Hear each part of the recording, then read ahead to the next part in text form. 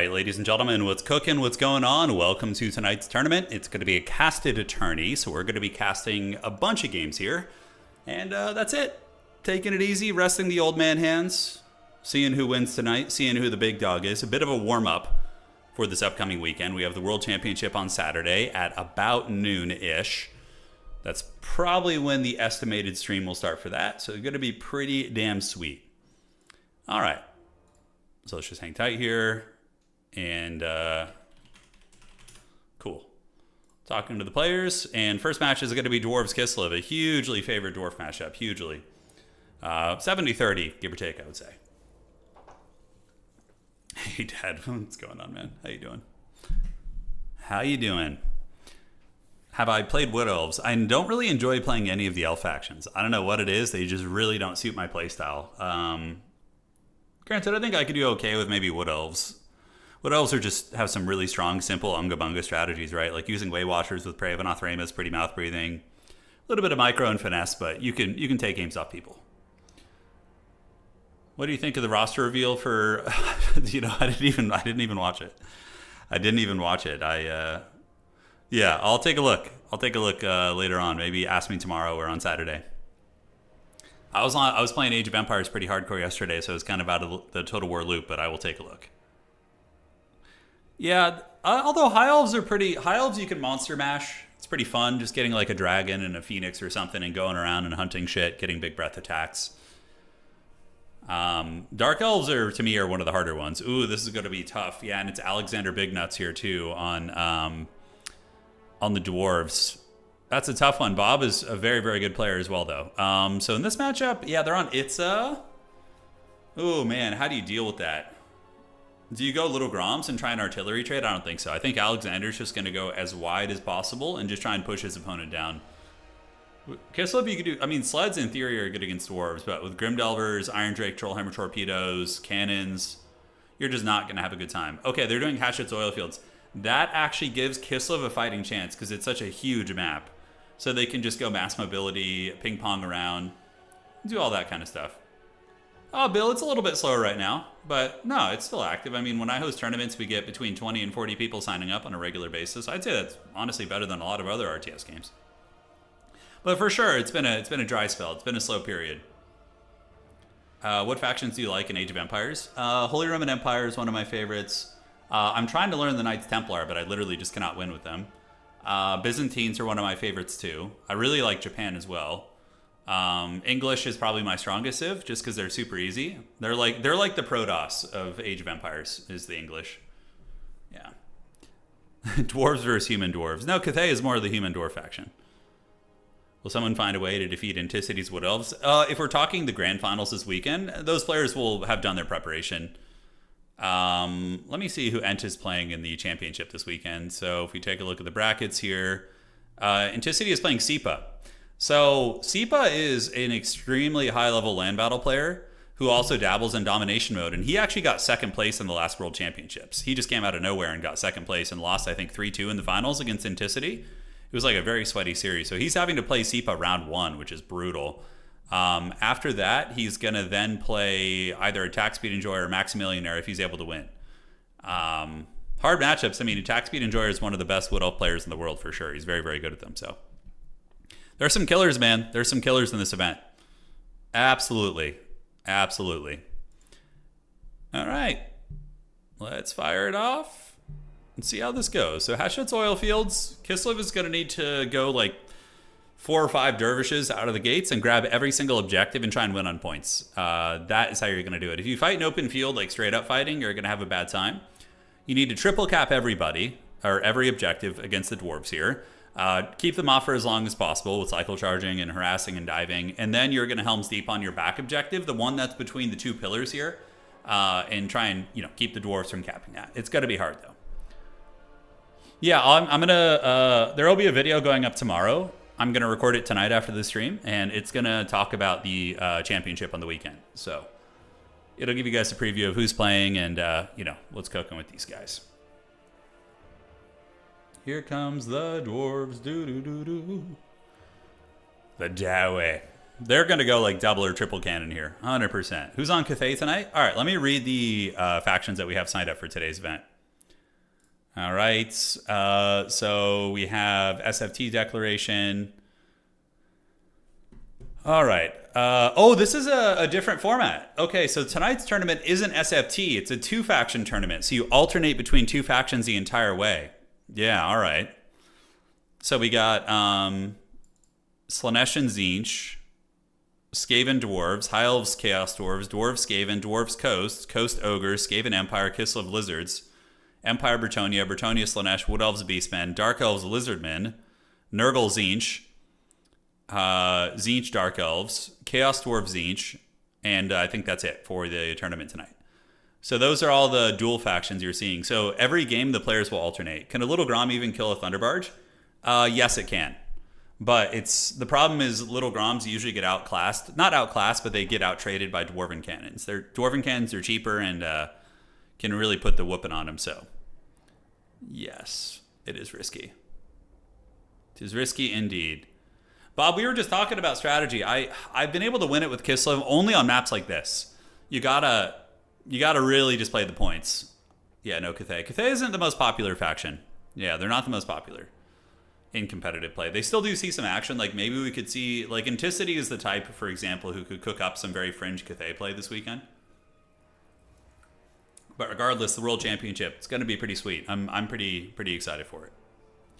And bring me to my sweat, yes. We are going. Yeah, so finally we're getting an update on what, December 4th is it? We're getting the new Tides of Torment, the Torments of Delay, the Tormenting Delay. Man, dude, I remember back in Warhammer 2 days when it felt like we were getting a new update like every 3 months or 4 months. This was like a year, man. A freaking year. Brutal.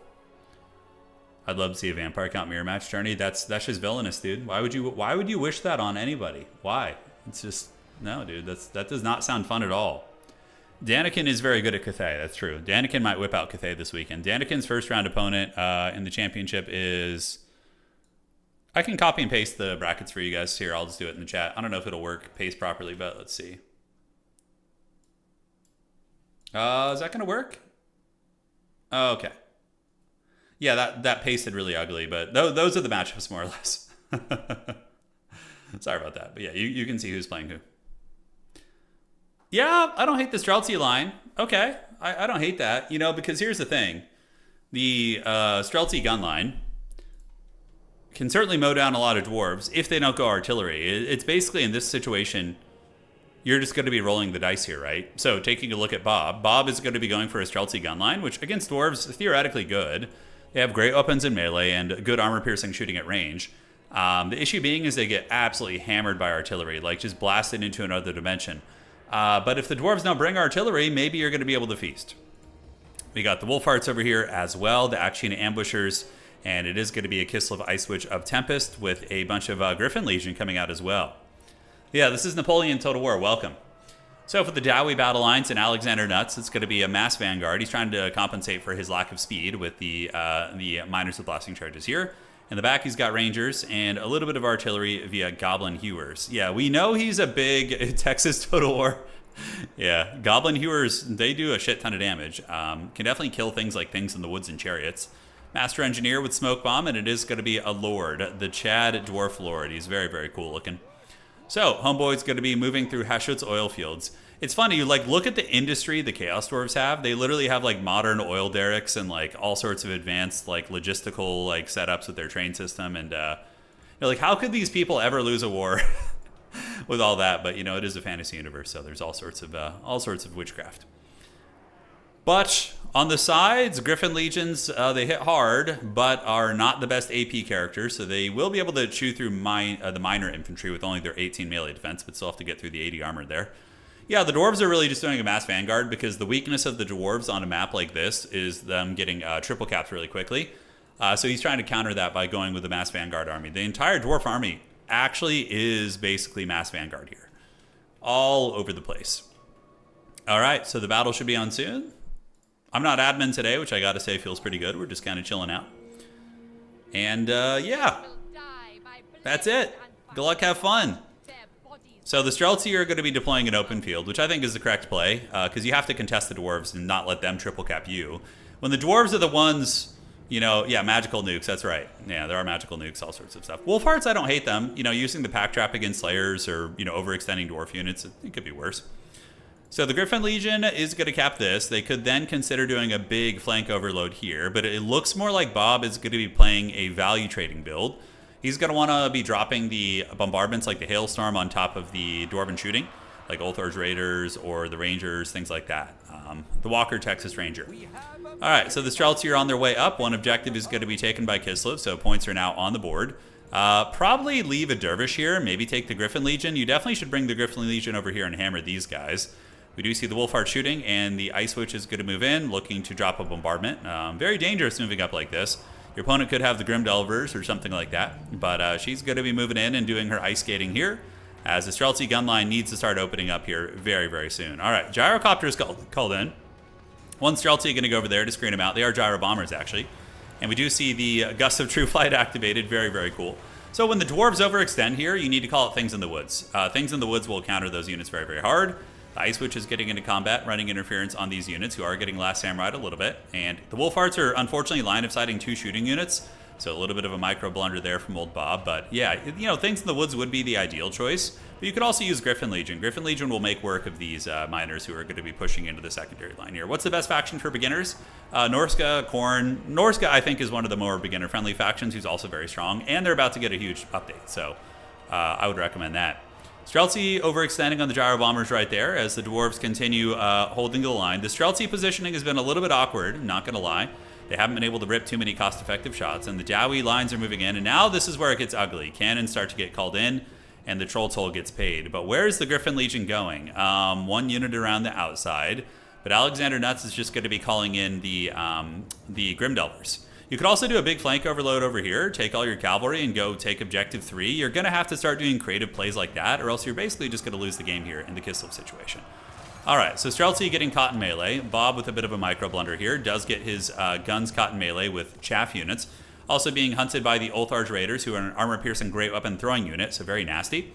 And here comes the Griffin Legion, charging into the front. Going to be trying to run these bad boys down. The Miners of Blasting Charge is getting it. While on the backside, the Streltsy continue to shoot and provide a little bit of fire support. But these are all chaff units the Dwarves are using. A lot of firepower on those Dervishes, man. They're paying the Troll Toll a little bit, as Bob is going to be taking his Griffin Legion over to the other side. The Streltsy pulling back here on this point. And now we do see Slayers getting called out to defend the back, which is very, very normal. So Slayers defending artillery, it's like bread and butter here. So they are going to be there. They're going to pop out. Dervishes should not dive that. What they want to do, if you're the Dervish, is you want to run circles around it and try and force your opponent to keep an expensive unit back here, guarding against one of your weaker units, right? So that's going to be the idea. All right, so here we are. The Ice Witch of Tempest is going to be getting chased by the Dwarf Lord. Streltsy, a couple of them are not even fighting, which is a little bit of a mistake. Bob is definitely going to want to get them around the outside here and get them engaged in this fight. I do like the heavy war sleds here, and Ulthar's Raiders also getting compromised feels pretty good for the Kislevites. They're an expensive unit, so the Griffin Legion slamming into the side of them and then also getting the heavy war sleds in there feels quite good, as the Kosovo Dervishes do jump into the Rangers here but get shot pretty good.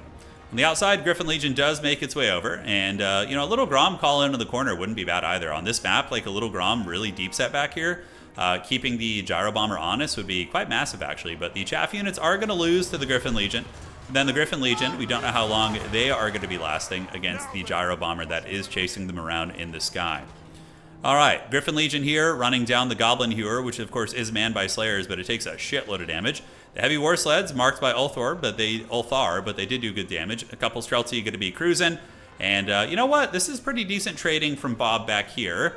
Able to pull the Dwarves into a very deep overextension, but the problem for him is that all these Dwarf units are like 300 gold units, so it's really not that big of a deal. On the backside, Kosovo Dervishes able to get that cannon, and there are the long-drawn Slayer Pirates and some regular Slayers defending it, so the cannon is going to be stabilized right there. While the Griffin Legion cycle charges back in, trying to take down those chaff units, and we do get the Griffin Legion and heavy war sleds in the middle. Going for it as the Dwarf position does get very wide and very, very spread out. That's going to allow them some bread. Flash Bomb from the Master Engineer is quite nice. And up high, the Gyro Bomber still feasting like the heathen kings of old. But the Dwarfs do get routed back here. The Streltsy and the various gun pieces able to mow down all of the Dwarven chaff units, but they're still ahead in value. That cannon is going to be feasting. Kislev is sacrificing a couple units to get this, but one of the big mistakes Kislev has made this game is not reinforcing Objective 1 better. They could have easily maneuvered some units around the outside here just to defend this, because now you're bleeding 3 points a second. It's a massive time cut, man. You're going to be taking so much. All right, so yeah, you should just fight at this point too. Let the Streltsy beat them in melee and push up on the point would probably be the right idea. So yes, Streltsy line's moving up, still shooting. Bob needs to micro a little bit more aggressively, get these guys moving. He cannot afford to be sitting back here for too long. In the meantime, Griffin Legion trying to steal this point. Slayers and Miners with blasting charges on their way over. And looking at the bank, both players have about 800 resources left there to spend, not left, but in their pool. And the heavy war sled is getting hammered by the cannons. If you take a look, huge damage going down. It's trying to make its way over, but even the bears know this is bullshit. They're like, this sucks. Bears trying to creep over. Cannon's going to be shooting from downtown here in a second, and we see the firepower is there. Where's the cannon? It's probably going to knock down a heavy war sled when it fires and reloads here, and here it comes in just a second. Granted, it is going to be arriving, going after the Griffin Legion as well as the heavy sleds here. Sleds do get into the chaff units, do a little bit of work, but the point never gets captured. Streltsy are moving up, and honestly, this isn't terrible trading for Bob. You know, the trading is kind of close, but he needs to get some objectives back. That's going to be the problem, because before he knows it, he's going to run out of time here. All right, so moving up, a lot of Streltsy are moving in. Winged Lancers are on the field as well. I'm loving this creative play here from old Bob. But the Dwarves, they have a lot of stuff still. It's just not near the points. But they have Slayers back here. They have cannons, which are going to be feasting, shooting into the Winged Lancers right there. And the Dwarf Lord is eating a lot of shots, which is pretty funny. Gust of True Flight on the Boyd Nims Brawlers, by the way. So these guys are going to be getting an accuracy buff as well as range. So that puts them up to 117 range. These guys are actually shotgun units, so they do a little bit better, like right in your face. But even still, the Dwarf Lord is getting partially melted. So, I mean, look, taking down the Dwarf Lord will make it easier to clear these units out. Kislev needs to get an objective here soon, though. They're really, really living on the razor's edge. Bob with an AFK Streltsy back here. Got to get those guys up. And the rest of the army is moving. We can see the shooting into the Lord. Boyd Nims Brawlers getting close to the Dwarf Lord. He might get Last Samurai here pretty good. Oh, yeah. Oh, yeah, he's moving into it. Shotgun Boys got to retreat back as the Ice Witch is making her way up. Zargard with great weapons. Not a bad choice. A little bit weak against the Gyro Bomber. If that Gyro Bomber still has any payloads left, Alexander is going to drop his big nuts on his opponent's face right here. And we're going to see the Zargard definitely get hammered. I think that's what Alexander is doing. Alexander is a top-tier Dwarf player and a top-tier Vampire Coast player. Those are like his two factions that he really mains. All right, let's give you guys a cinematic view. We know it's coming. You can see the writing on the wall right there, guys. All right, so there they go. And, oh, he missed a little bit, actually. A bit of a micro blunder there from Alexander. And the next salvo, actually not that great either. Okay, they're adding up a little bit. Zargard are going to be threatening on this point. We'll see how well they hold. Might as well just run forward. He's trying to juke them right now. On this side here, some of the Cav, the Kosovo Dervishes running down chaff units, Streltsy kiting back the Slayers. And this is the problem in this matchup. Sometimes you can get the points, but man, the Dwarves are just a constant wave of shit that are hard to get off the objectives, man. Those cheap miner units with their 80 armor and super high leadership, very, very tough. Zargard, though, still maintain their 80 models, and they do get into combat, and they're going to make very quick work of these Dwarves. They have a huge bonus for infantry. I think it's like 20. No, it's 14, but yeah, they hit very hard at 42 weapon strength. So the Miners with blasting charges here are getting chopped up pretty good. The Gyro Bomber still chilling on ammo, and Winged Lancers are coming out too to try and wrestle the point. That should be enough. The unit of Streltsy moving over there in the middle, it looks like these Streltsy are getting a nice slow push going. But the Dwarves are going to Helm's Deep on this point, most likely, I would wager. Although, no, they don't have the positioning here. Dervishes are at the ready. Streltsy shooting into the advancing Slayers, who honestly they won't trade terribly into. And now the two Cav units from Bob are going to move in and take those. Oh, man, 1,200 points, guys. They're going. They're absolutely going. Dwarves are on the back foot here a little bit. We do see the Streltsy getting some good firepower. The Zargard and the Winged Lancers here are able to run shit down. Bob actually back in the game a little bit with his unique build here. Very cool, the Streltsy wall. This is right after, you know, I love this style. Like the Streltsy gun lines are my favorite way to play Kislev. It is so fun and so flavorful. More chaff units coming in though, this is what I'm talking about. Just having waves of annoying chaff units that are so hard to get rid of here as the Slayers do manage to take down the Streltsy here. So the Streltsy do get overwhelmed. They're very injured, and these Slayers are pretty numerous here. So you're going to be seeing those guys getting karate chopped right there for sure. All right. Gunline's still going. Waves and waves of Slayers and Dragonback Slayers are on their way in. Kislev desperately trying to get the points back. You probably have to leave a Zargard here to make sure you don't get, you know, completely capped up there. A lot of Slayers moving in the middle. 1,300 points going to be approaching here very, very soon. He's got to stay on the objective here. Yeah, you got to just park on the edge of the objective and try and hold that. As Slayers are now going to be on their way back in, but Kislev needs it really, really bad. They really need it. All right, so the Wolfhearts battling Slayers, not an ideal situation. Streltsy fighting with the Ice Witch here. The Ice Witch a little bit trapped up. as we do see some mobility coming over. Streltsy slowly wrestling that point, but he's got to get all of these. Now, he does get a temporary capture over here, but there's about 15 capture weight here, right? This is why dwarves are so troll. You got 5, 10, 15 capture weight, plus another 5 here. I mean, they're injured, so it's going to be more like 3.5. But yeah, this objective is going to flip, but he is sacrificing the dervishes into the explosives here to try and buy some time. All right. So moving on up, we do see the Streltsy positioning on the point, losing the capture weight. He needs to get all these guys on the point here, but even the Slayers are trading really well into those bad boys. Zargard going to move across, but as soon as he does that, the Dwarf player is going to call in a bunch of miners who will come up from their little party tunnels, and they're going to come over and get this. A really nice attempt, though, but as we see Bob get more and more desperate for the objectives, he's not able to value trade anymore. He was pulling ahead in value when he was, comfortable and didn't need to rush the objectives here, but now that he's having to rush the objectives, it's getting a little bit sketchy, right? He does get a double cap, but good luck getting this outside point from the dwarves in time on a map this big. He's got about 400 resources. He's going to be able to move some units over, but the dwarven units are going to fight to the bitter end here, too. The Dragonback Slayers do have good stats. They can even fight infantry if they need to. Their powerful Mohawks will continue going. And ladies and gentlemen, I think that this is going to be over. I think dwarves win it. But like I said, it is a winnable matchup for Kislev, but you have to play way better than your opponent. Because now, exactly what we talked about. The prophecy has come true. He's going to have to come back here with these guys, send a cav unit here to hold that objective, and that means the dwarves are just going to be able to sit and rub their sausages right here over on the far side, right? So moving up, we do see the miners holding it down, Slayers holding it down.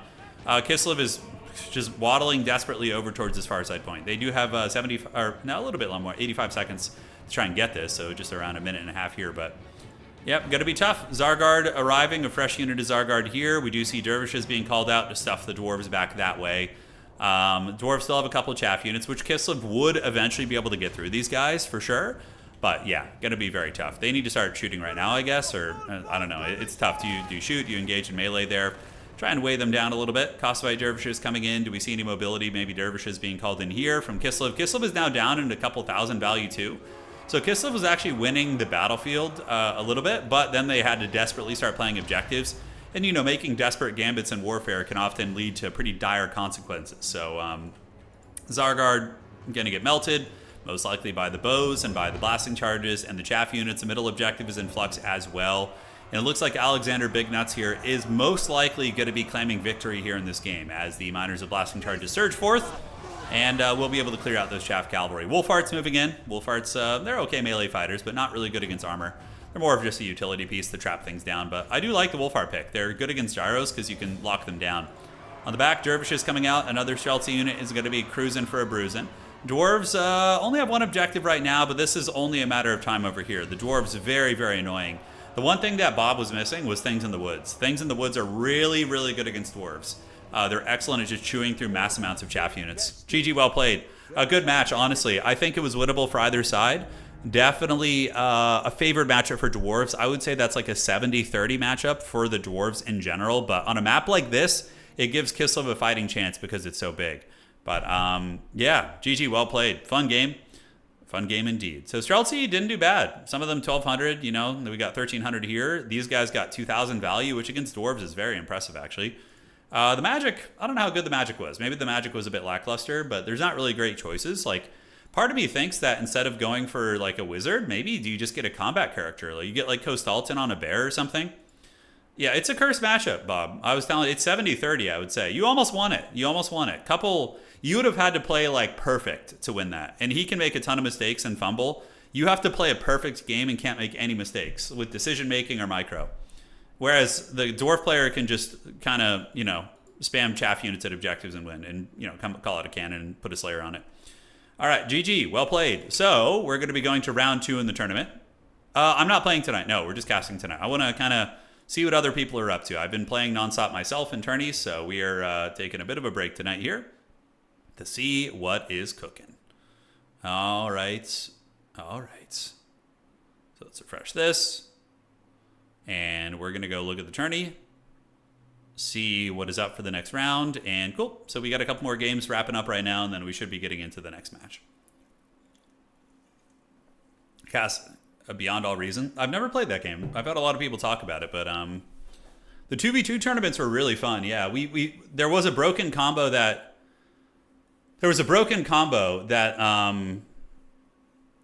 was able to win the tournament, which is the Tzeentch Shrine Sacrifice. We're going to have to ban that in future 2v2 tournaments, but aside from that, it's going to be something that we'll continue doing.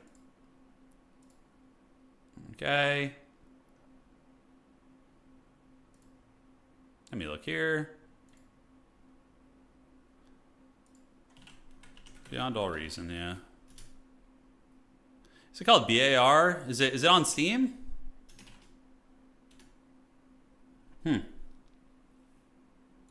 Yeah. Who knows? It's lurking. It's not on Steam. Why is it not on Steam? What's the deal with that? What witchcraft is this? Am I gonna... Oh, of course I'm gonna play Tides of Torment. Yeah, absolutely. Absolutely.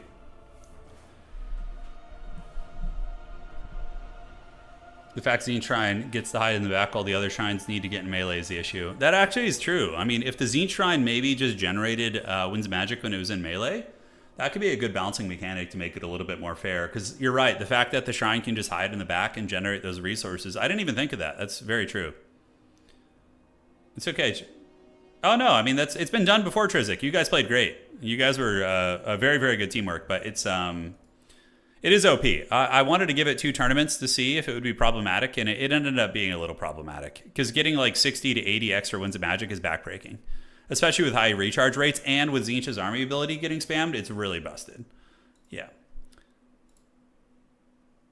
All right, cool. So the round is finished. We're going to be moving on. You put it on Steam on release. I'm actually having a good time with Age of Empires right now, and we're going to be doing Anno Pax Romana streams when that comes out. So we'll be getting some players together and doing 4-player, 6-hour balls deep streams where we build our island nations, which will be pretty fun. Nothing. Oh, painting the flawless blades, painting a little Slanesh, eh, Brutus? Sounds like fun. All right, so we're going to try and find a match here. Not try, we will find a match. And, okay, Bob hasn't advanced the round yet. We will soon. Who would win in 2v2, double counts or double Nurgle? I would probably put my money on Nurgle, because 2 Kugaths is going to be, like, almost impossible for Vampire counts to deal with. Yeah, you got another strong combo? Great, I love it. Yeah, show Storm, bring the combo, man. I want to see what you got planned. Yeah. So excited for Anno. It's really fun. It's probably going to get banned as well. Well, it's not a bug or an exploit, is it? If it's just a natural synergy between units, that's fine. But if it's like a bug mechanic, yeah, like we would even just ban you before the tournament. We would ban it before the tournament starts. Yeah. Yeah, so in Anno, you can play the Celtic start, which is great fun. So instead of settling or trying to play in Latium and Rome and, or in the, more easy beginner-friendly provinces, you can choose to play a Celtic start, and you can go full Celtic culture if you want to, and you could just ignore the Roman stuff completely, which is pretty interesting. You get some cool tech. I think they get like chariots, and what else? There's all sorts of stuff. Yeah. Potato says, so when you're in a tournament, I assume you can't watch the stream, but So when you're in a tournament, I assume you can't watch the stream, but if that's how, would you know if someone is watching? Well, you can find out if somebody's watching or stream sniping, because you could just search. I can search people's name who's in chat, and I can find. I've seen it before where I'm playing somebody in a tournament and they're sitting in my chat. Now they might have it paused, which is fair, but they also could be listening and watching. You never know. You never know. The boy will watch. All right, so next up, we're going to do... who's playing Tzeentch? That would be fun, maybe. I would like to see a Tzeentch game. So we'll do Rogue AI. Yeah, we'll do Rogue AI. I think that'll be fun. A Rogue lobby code, please. I'm gonna cast your Tzeentch. Let the boys watch. It's just time.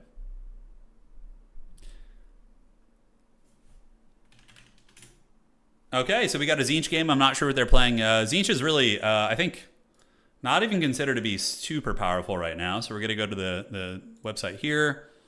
Tzeentch is sitting at a 47% win rate, which isn't bad. So, The meta is looking decent now, honestly. Like if you give slight nerfs to a couple things and a couple bumps to like Skaven and Nurgle, I think that the meta will be looking pretty damn good. Those factions just need a little bit of milk. Speaking of synergies, does the construct heal for Chorfs also work on Tomb Kings? That's actually a really good question, Matt. I don't know. I would have to go look at the tooltips and see. All right. Here we are. We got our game here. And so it begins. The battle of our time. So we got, oh, is he on Slanesh? I thought he was on Tzeentch. Yeah, regardless, we'll cast his game. We'll see what he's doing. So he's going to be getting his opponent here, and he is playing against who? Nurgle definitely needs some milk. They definitely need some milk. Yeah, they're a little haggard, but you can still, like, I've gotten to the grand finals twice this season with Nurgle. I lost both times, but I got to the grand finals with them. So there's that. Rogue AI is playing, who's he playing? I don't know what his name is on the website, so it's a little bit different. Okay, regardless, we'll see who it's going to be. All right. Let's go ahead and get it. So let's pop it up here. He is on Tzeentch now. His opponent should be joining any second. Then we will get going.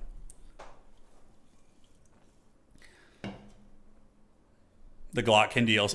I think all that stuff's going to happen. Like all the stuff that, was kind of more end timesy focused. I think we're going to get all that at some point. I think we're going to get Nagash and we're going to get Thankful. I don't know the names of those Nurgle characters that are end times focused, but I think I've seen them. Yeah, you have the big beast who's being rode by his brothers or something.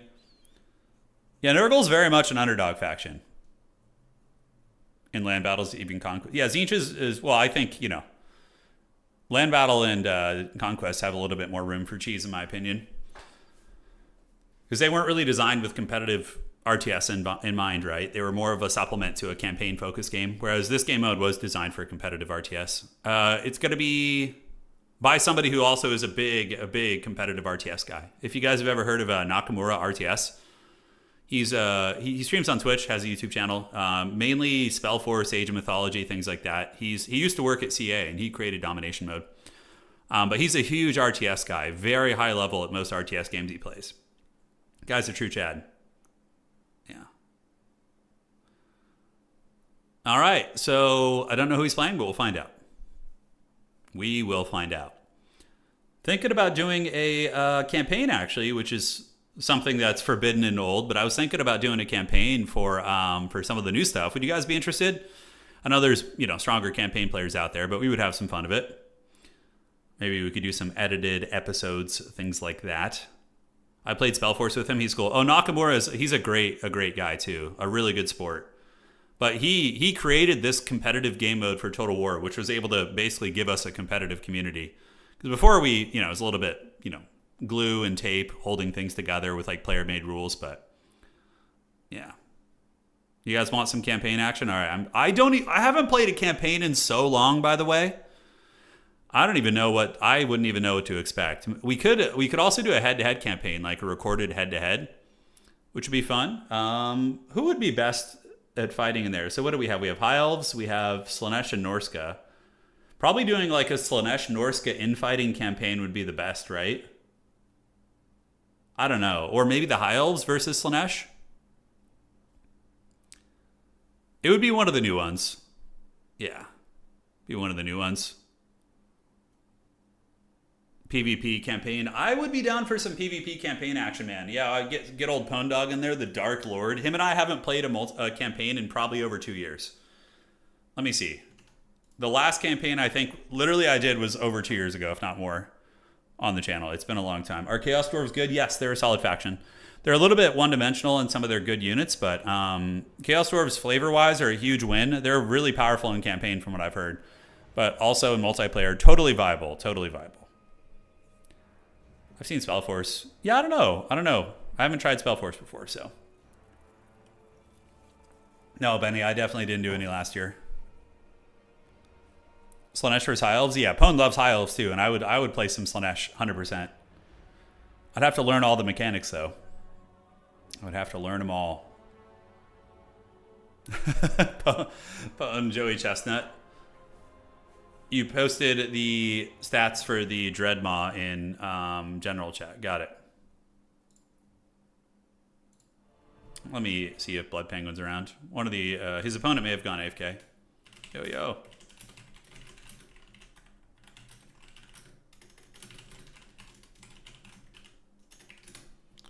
All right. There he is. Yeah, head-to-head campaigns are really fun. They're very fun. I think it's the flavor of being able to take over battles. I think your Slanesh would devour me, but Pwn, it's different in campaign, though. Campaign mechanics totally turn everything on their head, you know? Like, neither of us know what we're doing in campaign, so it would be interesting. I mean, you could play Slanesh too, and I could play like Norsko, or I would play High Elves if you want to play Slanesh too. I'm totally down for that. Take to the seas. All right, so Tzeentch versus Bretonnia. Plague Penguin is the goated Bretonian player. He's probably the best Bretonian player in the world. I don't think there's anybody who's stronger at Bretonia than him. I'm trying to think right now. I mean, yeah, really. I mean, I just think he's the best Bretonian player. He's won a bunch of events with them. Fun fact: Hellstrider sucked in campaign. Yeah. In campaign with Slanesh, I would imagine you probably just spam like the, the fully, the Elite Chosen, or maybe like Fiend, Doom stacks. I don't really know. Tournament with Slanesh should be the Italian Spartacus incident all over again. That was such a fun campaign. Oh, that was so fun. Yeah, Nurgle would definitely love having some spears. Not having spears is such pain. Well, the true Bretonian only played for like 1 or 2 seasons. He was very good, but he's not active anymore, from my understanding. Plague Penguin has probably had more competitive accolades as well, because he's really good at other factions too. He's very, very top-tier Kislev. He's good at those kind of human cavalry factions, I would say. Those are his strong suits. Yeah, those are his strong suits. Right now, Blood Penguin is actually ranked number... Yeah, so this is the new season. This is season 12. Anticity currently has 9 tournament wins. Daniken has 7. Navigator has 3. Space Pope has 1. And Blood Penguin is here. Blood Penguin definitely makes it harder for himself by playing with Bretonia. But yeah, he's got a 74% win rate with 23 wins and 8 losses. I mean, that's very good. Anticity has a 92% win rate, which is savage. That's insane. We beat him once. We're one of those losses. But yeah, he is a monster. 92%. Daniken at 84% as well. Got a pretty diverse range of countries being represented up here as well. Very cool to see. All right. So let's do that. Perfection. And it is going to be Bretonia versus Tzeentch. So in this matchup, I mean, you have halberds. Elite halberds are fine. You got the Soul Grinder of Tzeentch, which is okay. Screamers, Changebringers, lots of fun stuff to mess with. The Rot Beast pack. Oh my god, if Nurgle got an anti-large Rot Beast pack, that would be so good. Oh my god. Give Nurgle a 500 gold Rot Beast pack, please. The same thing as a Saber Tusk, but with anti-large. A little bit less damage overall. Yeah, Canada's done pretty well. If we go and look at the Hall of Fame, I don't know where all these players... I know Houseplant is American. Falcon was, of course, Russian. Solasora was Chinese. Chicken Feed, German. I don't know where Hippo's from. Yeah, it's pretty good spread of countries, honestly, for the Grand Championships. If we're looking just objectively... So if we're looking at just the total Tavern Championships, which are essentially the World Championships. If you look at the countries people are from, we have 2 wins from Russia here. We have America, Georgia... Not the U.S. state, but the country. We have Germany. We have, he lives, I think Solasora is from China, but he lived in Europe. So, yeah, probably, I think he played with the Chinese community a lot as well. So that's going to be double Chinese wins here. Then we have Canada coming in strong the past couple seasons as well. So 2 Canadian wins. And then this season 11 is about to be decided here. So yeah, there's that. And if you look at the faction wars, you can see these various events and whatnot, but yes, good times for all. Rogue AI is a player. I would main Nurgle. Yeah, Lucas for sure. Nurgle needs something really cool, man. They do. Where am I from? No, I live in California, brother. Yeah. In the US of A, California. All right. Let's get it. Let's have some fun. Let's see how this goes. A Rogue AI, Tzeentch versus Bretonnia. This is going to be a fun map. It's one objective up on the high ground right here, and 2 objectives down here. Is Oishi going to play in the grand finals? He did qualify, but he's not going to play. He's not playing in the game anymore. So he got invited, but he's not active. So yes, he has gone. Oh, look how high up. Do you guys want to just watch from up here? Imagine just sitting being like a Dark Elf Sorcerer, just Palpatine up here, sitting and watching the battlefield unfold. Yeah, oh, I love California. I do. It's a great place to live. It's just stupidly expensive is the only thing. If I were ever to move out of the state, it would just be a cost thing. Because it's where we live is like paradise. It's amazing. It's a small mountain village, you know, near coastal California. It's just straight up paradise. But it's so expensive. It's come close to driving us out a couple times. Just the cost of living. Oh, no worries, Bill. No, Nurgle can win. Bill, I got to the grand finals with Nurgle like 2 weeks ago. Yeah. This is how competitive players, a lot of them play the game. You know? They literally play from orbit like this. That's where Saruman tried to bring down the mound from it is. Oh, dude. All right. I have an idea. Oh, man, I got an idea. That's going to be good. You're moving back to SoCal soon, ready for poverty? Yeah, let's go, baby. What we're going to do is we are going to maybe host a map making contest with a Lord of the Rings theme. So everyone can make a Lord of the Rings inspired map. It'll be a little bit like Lord of the Not Rings, right? So it'll be called like Menacing Tower. It'll be, you know, Isengard. And then somebody can make the Fields of Mordor, but we'll, you know, call it different things. Oh, that would be super fun. Pelennor Fields? Yeah, no, I know who you are, Harrison. The boy is watching. All right, ladies and gentlemen, so Rogue AI. He's going to be using the Tzeentch Shrine, which is much more fair when you're just playing Tzeentch because you have to sacrifice actually good quality, expensive units. So it's a little bit different here. But Homie is going to be using a Chaos War Shrine of Tzeentch. He has the Changeling coming out as well. Yeah, nice. So what is he going to be turning into? Obviously, some sort of a wizard, probably. Although, does he have a cultist on the shrine? No, he doesn't. Okay. Halberds, and halberds. Really expecting Bretonnian mobility, with a couple blues in the back to do some scrapping. Marauder Horsemen in the vanguard as well. And aside from that, ladies and gentlemen, the Bretonnian army is going to be peasant mobs, spearmen at arms in the secondary, with peasant archers, King Luan Leoncoeur, and foot squires. So a pretty well-rounded army. Foot squires are a good counter against halberds, and the trebuchet will put some decent firepower down as well. Yeah, Lord of the Rings maps. Oh, that's going to be fun. Okay, I'll make an announcement in Discord. We'll do something for...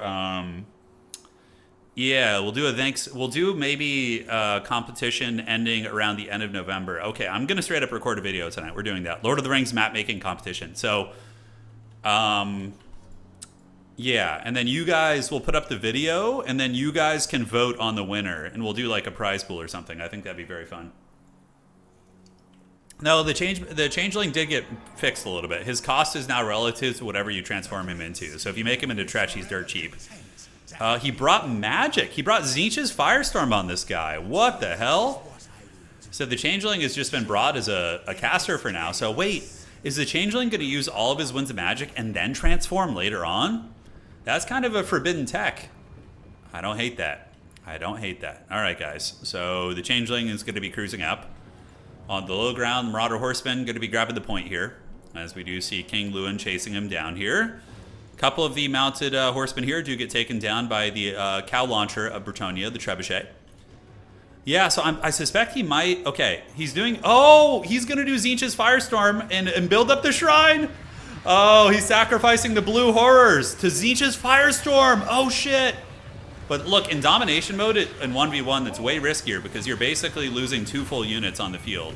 But the shrine is now going to be fully armed and operational just about. Dude, I actually think that's so fun. All right, so now he has infinite winds of magic, basically. And he's going to be turning into the blue scribes. Oh my god, this man is out of control, guys. So he is a blue scribe enjoyer now. So he has sacrificed the blues to turn it into Tzeentch magic. The shrine is going to go sit on the back of the map. It's 100% efficiency now. And now he's got the changeling who is going to be getting constant reserves over the course of a long battle. Really, this is truly forbidden tech, guys. This is some evil shit right here. Yeah, 10 out of 10 match just for this play. I agree with you 100%. All right, so he's in. And yeah, like he's got a lot of magic. He's just going to be bombing Bretonnia with magic nonstop. Spell Siphon. Oh, so he gets a spell mastery. Interesting. Okay. Giver of Arcane. Oh, look at that. The Cathay spell. He uses the Cathay spell, the Dragon's Breath. Oh, I love it. Just as planned, I know. But he's going to start having to play the low ground, too. He can't just sit on the high ground. Because Bretonnia is just going to beat him on points eventually. Bretonnia is saving up about 1,500 right now. Bretonnia also saving up. Tzeentch was, excuse me. And we do get some Changebringers or Screamers being brought out. All right, so Screamers to contest the skies and keep Lewin honest. And now the Changeling going to be heading down here and looking to drop some Vortexes. If he's able to beat Plague Penguin, that's going to be pretty savage with this kind of a build. It's risky because he's already down, you know, several units. Trebuchet is going to be shooting into the Halberds. The Halberds, you need to leave maybe one up here and take the rest of them down here and start grinding on the middle. 100%. What spell is the Changeling going to be casting next? We'll find out. We will find out. All right, so the Horsemen and Screamers standing at the ready. One Marauder or Men-at-Arms here quite beat up. We do not know what spells he has, which is unfortunate. So we're not able to see his spell kit. It's kind of a bit of a blue ball. We just have to watch. Let the boy watch. All right, so he's gathering. We do see the bombardments going down here. I don't think the Tzeentch Shrine is problematic in 1v1. I think it's more of an issue for team games and those type of settings. Because he had to sacrifice like 1,000 gold worth of units to do that. Whereas when you're playing with a Skaven ally, you basically give up, you know, like 200 gold or 150, whatever it might be, right? To get the shrine fully charged. All right. So setting up here, we do see these two bad boys hanging out. And the rogue AI is going to be flying overhead, looking to get another bombardment, take down some archers. He's got to be careful. What caster does Bretonnia have? Okay, so he's going to be doing another spell. Holy shit! What the hell was that? What spell was that? Was that the overcasted greenskin Brainbuster? Or not Brainbuster, but the other one. The Edbutt. Oh my god! It just deleted that unit source code from the game. What the hell was that shit? Dude, what spell was that? Oh my god, so those guys just got eviscerated, but Tzeentch is going to need to get up and start playing the objective soon. They do have some infantry coming in, Chaos Warriors with Halberds. Yeah, that unit just got source code deleted, guys. Absolutely, absolutely. That was not fun for them. Alright, so the Blue Scribe's going to continue. Dude, I don't even know what spell that was. Now, keep in mind, this guy does have Spell Mastery too. So he does have 25% Spell Mastery, plus 30% from the Giver of Arcane Glory. So his spells are going to be doing a little bit of extra damage, to say the least. All right. So Screamers coming overhead. Bretonnia, I mean, that's one way to lose an archer unit. Just shattered down to 3 models right there. And the Scribes are going to be coming in again. Is he going to be dropping it like it's hot? The one thing I don't like is he probably needs to get active quicker. The longer this goes, the more dangerous it's going to be here.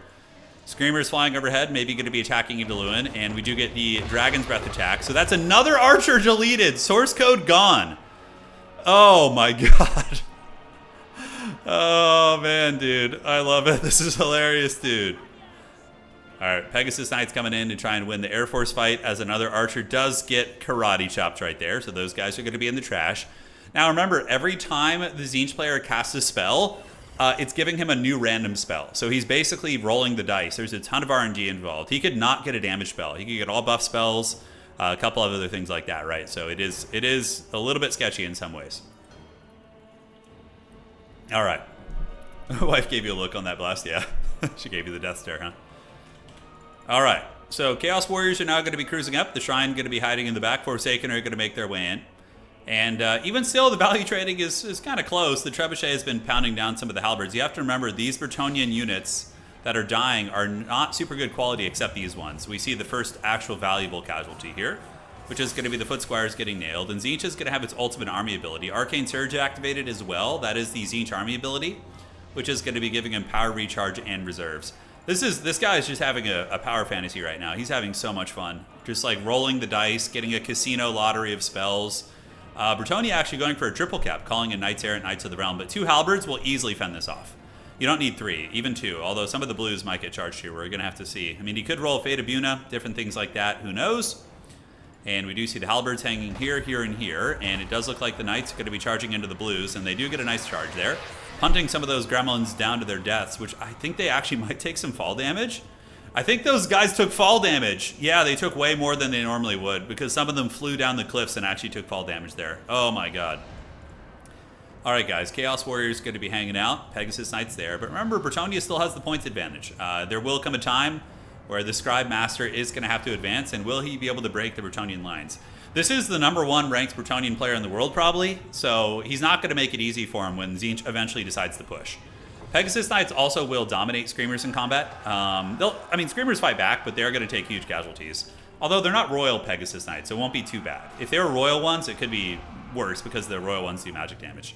Alright, so Screamer's going to be pulling back, landing on the ground, trying to pull the Pegasus Knights down to the ground, which his opponent is not going to pay the price there. Halberds moving up. Definitely do not want to overextend those. Got to park those up in the points. Marauder Horsemen here get killed by archers. And what are the Scribes going to do next? What are they going to do? So those guys going to move up. Drop it like it's hot. We see the Tzeentch Army ability activated. That one is going to be nuking the Trebuchet. Finally taking that thing offline. Should be dead here. With that much damage going down, this bad boy probably going to be routing off right there. Alright, so there they go. And dude, those Bretonians didn't hear no frickin' bell, dude. They're just going to be hanging. It looks like the Scribes are going to be dropping some magic here as well. It looks like he maybe flew over here. Is it a Combat of Cassandora or something? I see some sort of a spell effect going down. Okay, it was just the remnant of the other one. Alright, Tzeentch is going to have to move though, man. They're playing an extremely dangerous game. The way that they're playing, very, very risky. This is the idea. You just park 2 halberds here, and then you slow grind down with all your infantry here and fight over the objective. He's giving Bretonnia way too much time. Like, Bretonnia is going to get a situation where they can win on just one objective, and then they're just going to cab hammer their opponent. We do see another spell going down there. It's going to be a little pink fire, roast some of the peasants. But, you know, Bretonnia loves sacrificing their peasants. It's basically their favorite thing to do. Centaurs of Tzeentch in the back, couple Forsaken coming up. Forsaken do have a bad time for shock cavalry. Not the worst, considering their 80 armor, but, yeah, we'll see. Changeling going to be running away. Screamers are going to be waiting overhead and getting ready to maybe trying to intercept King Lewin and protect the Changeling. The Forsaken are now moving in, and the Halberds are going in now too. So he's going for it. You know, he's going to need to get this point pretty soon before his opponent can get to the single cap situation there. Forsaken lining up. I mean, because the Bretonian army here is terrible. It's just 2 peasant mobs and a men-at-arms basically with the Relic. The Relic will be quite helpful, of course, but up in the sky. Oh, look at the Nurgle magic. The Miasma of Pestilence, lowering the melee attack of these bad boys by -43. Oh, man, that's badass. So suddenly, the 2 Screamers are going to be having a very favored fight there, as the Forsaken do clash into the enemy battle lines, screaming across the battlefield. The big important thing for Forsaken is not going to be letting them get isolated by the cav units. All right, so Forsaken engaging versus peasant mobs, Forsaken versus peasant mobs, but this is a brilliant strategy. You pull the peasant mobs back, and then you do the glorious lance formation through them. So the Knights of Bretonnia going to be banishing the heretics pretty bad right there. Very, very nice. Not a lot of damage, but it will add up. All right, so Forsaken versus Foot Squires. Centaurs of Tzeentch waiting in the wings, as we do see the Arcane Surge activated, and the 2 Screamers able to defeat the Pegasus Knights pretty well. Flamestorm there, not bad, but unfortunately wasted on peasant mobs when it could have been used on Foot Squires and or Battle Pilgrims, I think. No, just Foot Squires there. And now Bretonnia is like, hey, we got a little bit of magic too, and they're going to be dropping a Dwellers Below. Nice Dwellers Below. It hits the Forsaken, it hits the Centaurs, and it is doing a shitload of damage against those foul beasts there. Well, more so the Forsaken, but it did break through all their shields, was able to slow them down. Lewin comes in with a big old charge right there. And now the forces of Tzeentch are in full effect, moving in with halberds. High ground is being defended by 2 halberd units. Sending one around the top wouldn't be a bad idea. 2 Screamers here do jump on top of Knights of the Realm. Really nice play by Rogue AI. Quite brilliant right there, jumping on those bad boys. And moving on in, we do see these guys pulling back. Centaurs and Centaurs retreating, while Forsaken and Chaos Warriors are going to be surging forth. All right, guys. On the backside, Shrine just kind of Netflix and chilling. Marauders of Tzeentch hiding in the tree line. And this is Bretonnia's, power fantasy here. Knights of the Realm versus Centaurs, who are eating the charge. And then King Lewin with the Sword of Couronne is also going to be debuffing many of these bad boys here. And the Chaos Warrior Halberds still debuffed, but in the fight now. he's going to need to get an objective. So right now, basically, Bretonnia can win on just 1 point. This is why it was getting a little bit sketchy. We do see these guys going, and what spell is going to be getting casted here? We see the Changeling maybe thinking about it. Sword of Crone still doing a lot of work. Halberds and Halberds moving in, but Bretonnia is still maintaining its capture weight. Plague Penguin is really good at playing objectives. Halberds need to get on top of the questing knights here. Screamers, honestly, just keep them here and fight. Let them battle against these Knights of the Realm, and you know, they'll get some decent value. That is the triple cap mark, it is. But the middle is going to be flipping here. Still a lot of game to be getting played. We do see Tzeentch having the capture weight advantage there, as more Forsaken are getting called in. The Centaurs of Tzeentch actually getting run down by Knights of the Realm. Feels pretty bad for them. The Changeling, I wonder what spell he's going to be contributing to next. Oh, man. That's going to hurt bad. Bretonnia whipping out the fat spells. It looks like an overcasted Dwellers Below. That is going to be coming up and ripping apart these Halberds and Forsaken. Talk about Chef's Kiss. Plague Penguin really, really doing the blob punishment right now. And that actually breaks the Tzeentchian back in the middle a little bit. But what spell are we going to be seeing in return? Traderkin. Okay, so an overcasted Traderkin activated. That's going to be great value from the Changeling. Maybe going to kill the Grail Relic or bring it low. But yeah, Halberds folding up a little bit. Centaurs fighting. Forsaken are going to be on their way in. And we do see the Blues putting a little bit of popcorn fire down onto the Foot Squires, who are tired, and their armor is going to be lowered as such. That Dwellers Below, though, has been very, very nice. And overall, the Bretonnians are remaining stalwart. You know, when you fight near the carcass of a deceased Grail Knight, as you can see back here, really, really keeps the morale high as the peasants continue bathing in warp fire, but slowly pushing back the heretics and putting a lot of pressure on them. Lewin also getting big routes. Lewin, of course, a very impactful combat character, right? So he's going to be able to scale through the entire game, whereas, well, normally casters do fall off, but in this case, not going to be the case, as Tzeentch is basically going to have infinite winds of magic. Where'd that shrine go, by the way? Where'd the shrine go? Is he bringing the shrine up to fight? Did he lose the shrine? No way that Lewin got the shrine, right? Did he unsummon it? That wouldn't make any sense. Maybe he's desperate for capture weight, so he just unsummoned it? So to get he could have unsummoned it to get a refund and try and get some more units on the field, but it looks like, is that going to be a Winds of Death? Holy shit. Oh my god, Winds of Death! Oh, look at that. Goes through, melts a couple units. That was pretty fun. Maybe get a couple archers offline, but that damn Grail Relic, it's so hot right now. Forsaken trying to chew through what they can, and it looks like the shrine has been unsummoned to try and get the extra units on the battlefield right here.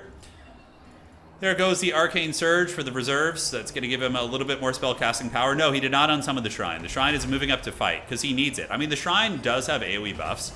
It gives, well, in this case, yeah, the leadership is the one that's more relevant for the infantry, so it's going to give plus 10 leadership. All right, another missile spell going down here. It looked like that was an Awakening of the Wood.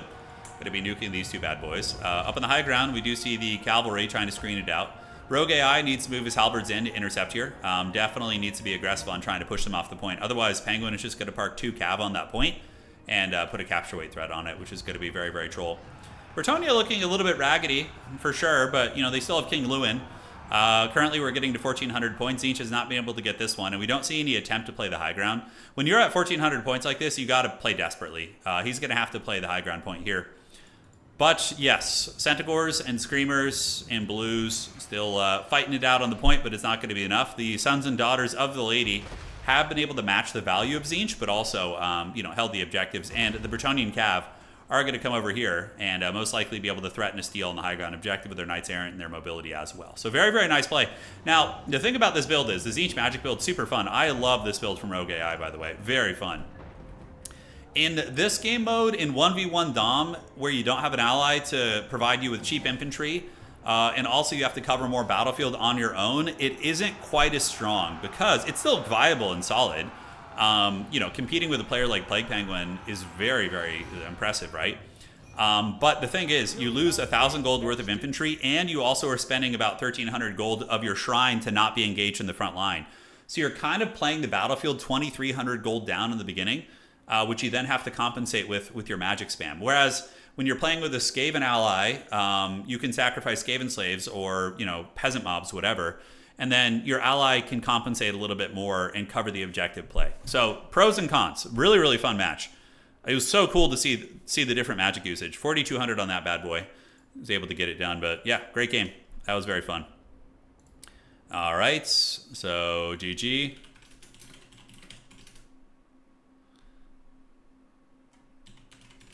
And where are we now? Okay, so we're going to find another game here in a minute and get going. Scribe's got 4,500 value. Yeah, that was the changeling actually, not the blue scribes. That was pretty clever though, using the Tzeentchian changeling spellcaster to get the spell off with the Tzeentchia's Firestorm. Pretty clever. Yeah. All right, so let's go here. The changeling meta is upon us. It is. Tremble, Mortals, and Despair. And that was the last game in the round, by the way. So we're going to go into the next round.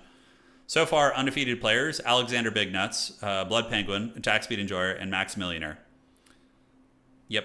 So those guys are undefeated and are on a warpath to try and get to the top 4. We'll see if they can. We will see if they can. All right, so we got our next round. So let's do... Let me see what Blood Penguin is playing this game. So Blood Penguin... I'm going to see what they signed up with. Blood Penguin signed up with what as his other faction? Because we could watch him again since they're playing 2. Oh, yeah, we'll watch Penguin. He's playing Empire. Let's do it. Lobby code, please. Because they're playing... This is a 2-faction tournament. It's not an SFT. So these guys are playing 2 factions. Lobby code, please. All right, awesome. Alexander D's nuts. That's pretty good, Dante. That actually made me laugh. That was solid. Alexander D's nuts. Oh, that's really funny, dude. Holy shit! I hope he should say that to his opponents when he beats them. Oh man. We do have strict rules on toxicity, but if it was being said in jest, I think it would be fine. All right. Thank you for doing the Old World Bannerlord mod. I never would have found it. Dude, it's so fun, McLagan. I love the Old World mod. When they add some new stuff to it, we will for sure get in on that. All right. I think this is it. Let me check here. Great. Okay, Empire vs. Dark Elves. I love this matchup. It's a fun one. It's actually really cool. Cool. Awesome. That is true, Dante, man. You rule, dude. All right. Plague Penguin on Empire, and then Maximillionaire on the Dark Elves. The dorks have cometh. And so it begins. The Runes of Arrogance. One of Bob That Builder's maps. The Lord of the Rings map-making contest, guys. It has to happen. It has to happen. Oh, it's going to be so good. It's going to be so good. I wonder if we could bootleg some Lord of the Rings music and put it in the game files for those maps. That would be a bad idea, though. They wouldn't mess around with their copyright strikes, that's for sure. Okay, so it looks like the map is going to be the Womb of Sorrow. And the Empire vs. Dark Elves. A couple ways to play this as Empire. Wagons are always fun. You can go with Hawklands, defend them using nets. Great times, great times. That Bannerlord mod is nuts though. The Warhammer one, it really gives you a glimpse of like what a proper game of that scale could look like in that universe. Getting the Empire cannons was probably the most glorious thing. When we got our Empire cannons online and we're just like hammering armies from downtown, it was so much fun. All right. War Sail drops a Mountain Blade. Can you? Yeah. I'll do some High Elf action. Sure, Lucas. When especially when the update comes, we'll play some High Elves. I would assume that they're doing like a rework of the High Elves campaign, right? Does anybody actually know who's been following the dev blogs and whatnot? Are they doing an update to the High Elf campaign itself? I remember there when I played it years ago, the High Elf campaign was kind of like boring compared to some of the other ones, like the whole like intrigue system or whatever the hell it was. Yeah. An Osgiliath map would be amazing. Yeah, Pelennor Fields, Helm's Deep, Isengard with like a big tower would be really cool. You could do the Barrow Wights. You could have like one where they encounter the Barrow Wights in the books. Fangorn, Mirkwood. You could do a Mirkwood map would be awesome, dude. A Mirkwood would be really, really good. Yeah.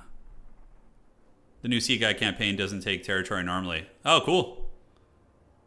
They did say Tyrion campaign is getting reworked. Awesome. You want to do Minas Morgul? Let's go. It's all yours. I'll announce the I'll announce the map making thing soon. Yeah. I'll announce it in Discord and then we'll go from there. The Battle of the Black Gates. The Black Gates would be really cool. Just like a gate with like 3 objectives in the middle of it that you get to fight over. Yeah. That'd be fun. All right. So Empire and Dark Elves stand at the ready. The map is going to be Chateau de Roquefort. It's a fine map. Direct fire shooting can have some problems because of the hills and the slopes, but you know, like guns are fine. It's just like cannons that sometimes run into trouble here. Make a Mirkwood map, then play nothing but Wood Elves versus Beastmen and Greenskins. Sounds good. Sounds like a solid flavor win right there. The Shire, you could do a Shire, absolutely. You know, I'm surprised this game has been out for like 100 years, right? I'm surprised that over the years we haven't gotten any halfling action. Like even just like a weird 1 or 2 unit like Regiment of Renown for the Empire. Like I'm surprised we haven't gotten something like that. Just like as a weird one-off thing. Maybe Games Workshop didn't want it. Who knows? But a little halfling action could be fun. Okay. Like where do they live? The Moot? Like a Moot ROR unit that throws like boiling soup at people or something? Players tonight have to play 2 factions. I think Maximillionaire has vampire counts and he has Dark Elves as his 2 factions. So basically the way tonight's tournament works is players alternate between 2 factions every round. And they go back and forth and back and forth. Yeah, I mean the halfling, hot pot, Warhammer, tabletop. Yeah, I mean it's here. All right, let me check here. Yeah, so this is the Warhammer Wikipedia page here. Let's find it. Yeah, so they had minis for it. It looks like, yeah. See, they have like a hot pot launcher, so it's like a couple of halflings, and they have like a slingshot here with a boil of pot of hot soup. Yeah, it did exist. It did exist. Pretty sure halfling Games Workshop hates halflings based off their lore. Yeah, wouldn't be surprised. All right, so here it comes. Dork Elves probably going to have your very, very much standard Dark Riders, Cold One Knights. The Empire typically does lose the cavalry fight against the Dark Elves. It's not great for them. They have to win the fight with Demogryph Knights usually and shooting, which is tricky. Isn't the Sea Lord extremely... Yeah, I mean, if we're talking about... There's tons of characters in Warhammer Fantasy who I'm sure are horrifically racist. Same in 40k, these kind of dystopian universes. Halflings are just small ogres. Yeah, they kind of have that energy to them a little bit. Perfect. Good. Dark Elves, rise. Plague Penguin really doing the big thinking on his build. Yeah, so Dark Elves is just Cold One Spear Riders, probably Corsairs mixed with just Bleak Swords, Dread Spears. Repeater Crossbows to counter Empire Heavy Cav. The Lord choice is interesting with Dark Elves. Malice has been used before. Probably going to be like a cheap sorcerer, like a Melkot's caster would be the way. No, Halflings are in the moot. Like in the Empire campaign, there was like an event for them, if I'm not mistaken. Yeah. 100%.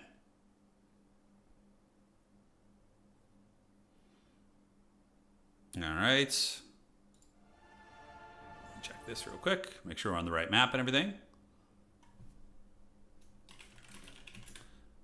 Bob just messaged me in chat and says, I'm going to New Zealand later. Wait a little bit of time for the map contest end date so I can get inspired for a Shire map. He's going to go to New Zealand and get inspiration for the Shire and then make us a dank map. Yeah, I could do the map making contest. I could have it end like around Christmas time. We could do like a Christmas thing so they have like 2 months to make the maps. Do you stream on Twitch or we stream on Twitch and YouTube? YouTube is where we started streaming, and it's usually where most people hang out, but we do both. We're dual streaming right now for reference, so whichever platform you prefer, it's basically the same thing. All right. So it begins. Let's go ahead and get it and have some fun. It is going to be Maximillionaire versus Plague Penguin. Plague Penguin coming off a Bretonnian victory. Maximillionaire coming off a victory as well, most likely with his dreaded vampire counts. And here comes the battle. I actually like this format. It's kind of fun, like a double SFT. I'm going to steal this for my next one. It keeps it interesting, keeps it Keeps you from getting bored on one faction here. Although I do like just playing Nurgle like 6 games in a row. It's very fun. I remember the Halfling mod for Total War Warhammer 2 and how good it was. It was. So in Warhammer 2, we had a tournament. If you guys want to look way, way back, if you want to look way back in history, we did a modded Warhammer 2 tournament where players could play as the Halflings. Araby was a faction, so you had like the Flying Carpets. They had a very early, I think Kislev was in that mod too before they were even anywhere near being developed. It was really janky. It was very janky. All right, guys, let's break it down. So taking a look at the army of the Druchii, it's going to be a Witch Elf, Bleak Swords, Firecaster to Cook State Troopers, which is not a bad idea at all for Maximillionaire. And over on the flank, Scourge Runner Chariots, just ubiquitously good in most matchups. And here, we do see the dreaded Bloodrack Medusa. So Medusas are okay against Empire, vulnerable against shooting, but very good at dealing with infantry and cavalry, so I do like that. And the Lord choice is going to be Rakarth on a freaking Manticore. Okay. Man, why is he so low on HP? There are so many Footlords who have like 6,000, but man, 5,400 is really low. But he does have the Beast Armor of Karand Kar and does have the Beast Slaver as well. So he can imbue bonus first large nearby units, which is kind of cool. All right, so taking a look here at the Imperial Army, it is going to be Plague Penguin. And he's going to be coming in with a whole bunch of spearmen backed up by halberdiers, silver bullets to shoot at the chariots as well as the cavalry. War wagons, and 2 pistoliers in the vanguard to play the skirmish game, which is not bad. Yeah, and the Amazons were also in that tournament. It was so janky. I kind of want to go back and do something like that again. I don't think... Do we have such mods for Warhammer 3?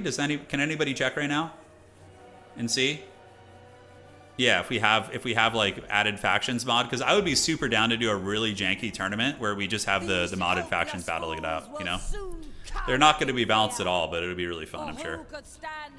So Elspeth is great. You know, Buna is good, but wow, holy shit, he's using only Purple Sun with the Death's Timekeeper. Okay, this is very, very off meta. Yeah, we'll see how it goes. Pistoliers will out-skirmish Dark Rider or Peter Crossbows, but they themselves will be out-skirmished by Scourge Runner Chariots. So ideally, what the Penguin wants to do is he should just grab the point and piece the hell out as soon as he gets it. And it looks like that's going to be the case. Because now the Scourge Runners are going to be getting in range. And, yep, those guys are going to be forced back. They are going to be forced back. The OVN mod, I will look it up. Thank you, Templar Knight. All right, on the outside, War Wagons, very good against Dark Elves. They are one of the soft counters against Coldstone Riders. Are going to be grabbing Objective 3, while Elspeth will be perusing up in the middle. And Elspeth, honestly, man, if she doesn't have Spirit Leech, that's such pain. Bolthor being called in from the Druchii in the back, I believe. Or no, that was just Scourge Runner shooting. Okay. So setting up here, Pistolier is going to be grabbing Objective 2, while Objective 3 over here is going to be taken by the War Wagons. Pistoliers and Pistoliers putting a little bit of firepower down into the Sorceress, but the Medusa getting a huge shot and just flattening these units. Here she comes for round 2. You guys are about to see some nastiness as the Medusa is preparing her scary gaze, although it looks like she does get staggered right there. And does interrupt her shot, and then gets blocked by her own Scourge Runner Chariots. Classic. Oh, nope, there it goes. Ouch. Pistoliers really, really getting hammered there.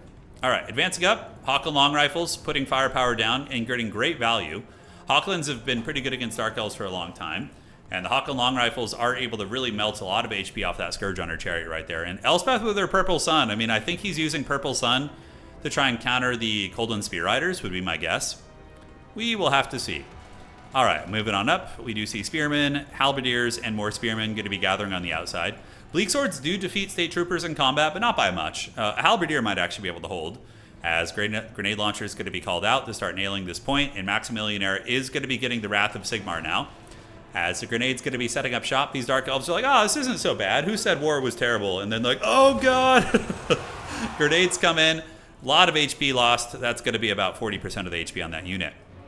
In the meantime, the Sigmarite's going to be chortling on the middle objective. We do see the Bloodrack Medusa getting forced back.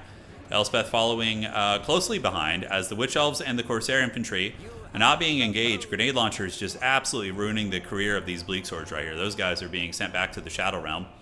And Rakarth not really doing much. He's just kind of like, well, shit, I don't know what to do here. This is awkward. A couple Pistoliers poking in, trying to break the Scourge Runner Chariots. I think that he realized that the Chariots have very low HP on each of the models, so he's trying to get a pick on those. Medusa in the front, Still doing very good. It's taken a lot of damage, though, and the Hawklands have zeroed in on it.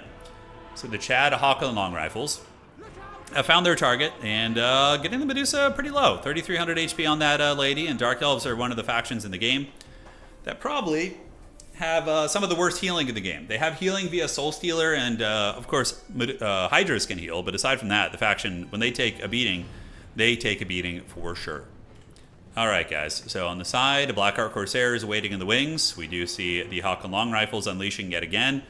And I don't know, Max seems really apprehensive about moving in and really putting the tempo on his opponent. I mean, he does have the superior infantry, but it almost looks like Max is kind of changing his game plan. He's going to get triple caps here, and he's going to try and do a build-up and an alpha strike all at once, but after, you know, taking a lot of damage in these early trades, we'll see how well that actually goes for him here.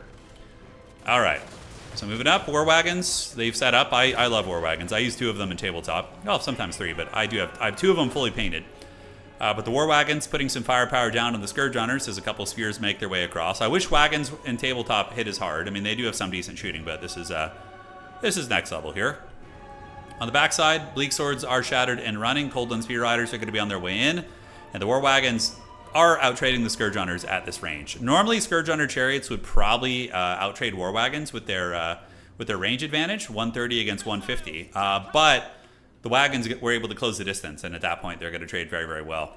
All right, so Dark Elves need to get their shit together, man. They need to do a big push all at once and really threaten the Empire here, because he's just kind of having the Penguin, peck him in the eyes here. And now more shots coming in. Crows of Cain eating a lot. These Hawkland long rifles have been an absolute menace. These Chads have been training in the lands of Hawkland and getting a lot of work done in there. I love the yellow and black color scheme. If I was to repaint my Empire army again, I might do that scheme. I think it looks so freaking good on the tabletop too. But I have the classic, red and white Sigmarites. Yeah, we got the OG. All right, Crows of Cain eating another volley. They're going to be broken before the battle even starts here. One Scourge Runner Chariot gets taken down by a Pistolier ambush from the woods. So they do arrive, although the Scourge Runner Chariot's going to be shooting back against them. In the meantime, Wagons sniping the Medusa as well, so the Medusa getting very, very low at about 1,300 HP here. And the Empire is going to be calling forth its Barded Heavy Cavalry for Sigma! And they get in, punting those guys back. Now, these aren't the killiest scav in the game, but against a Bleak Sword with only 40 armor, they'll certainly do some work. State Troopers going to start having some hard fights here, and now we do see the dreaded Coldland Knights coming in.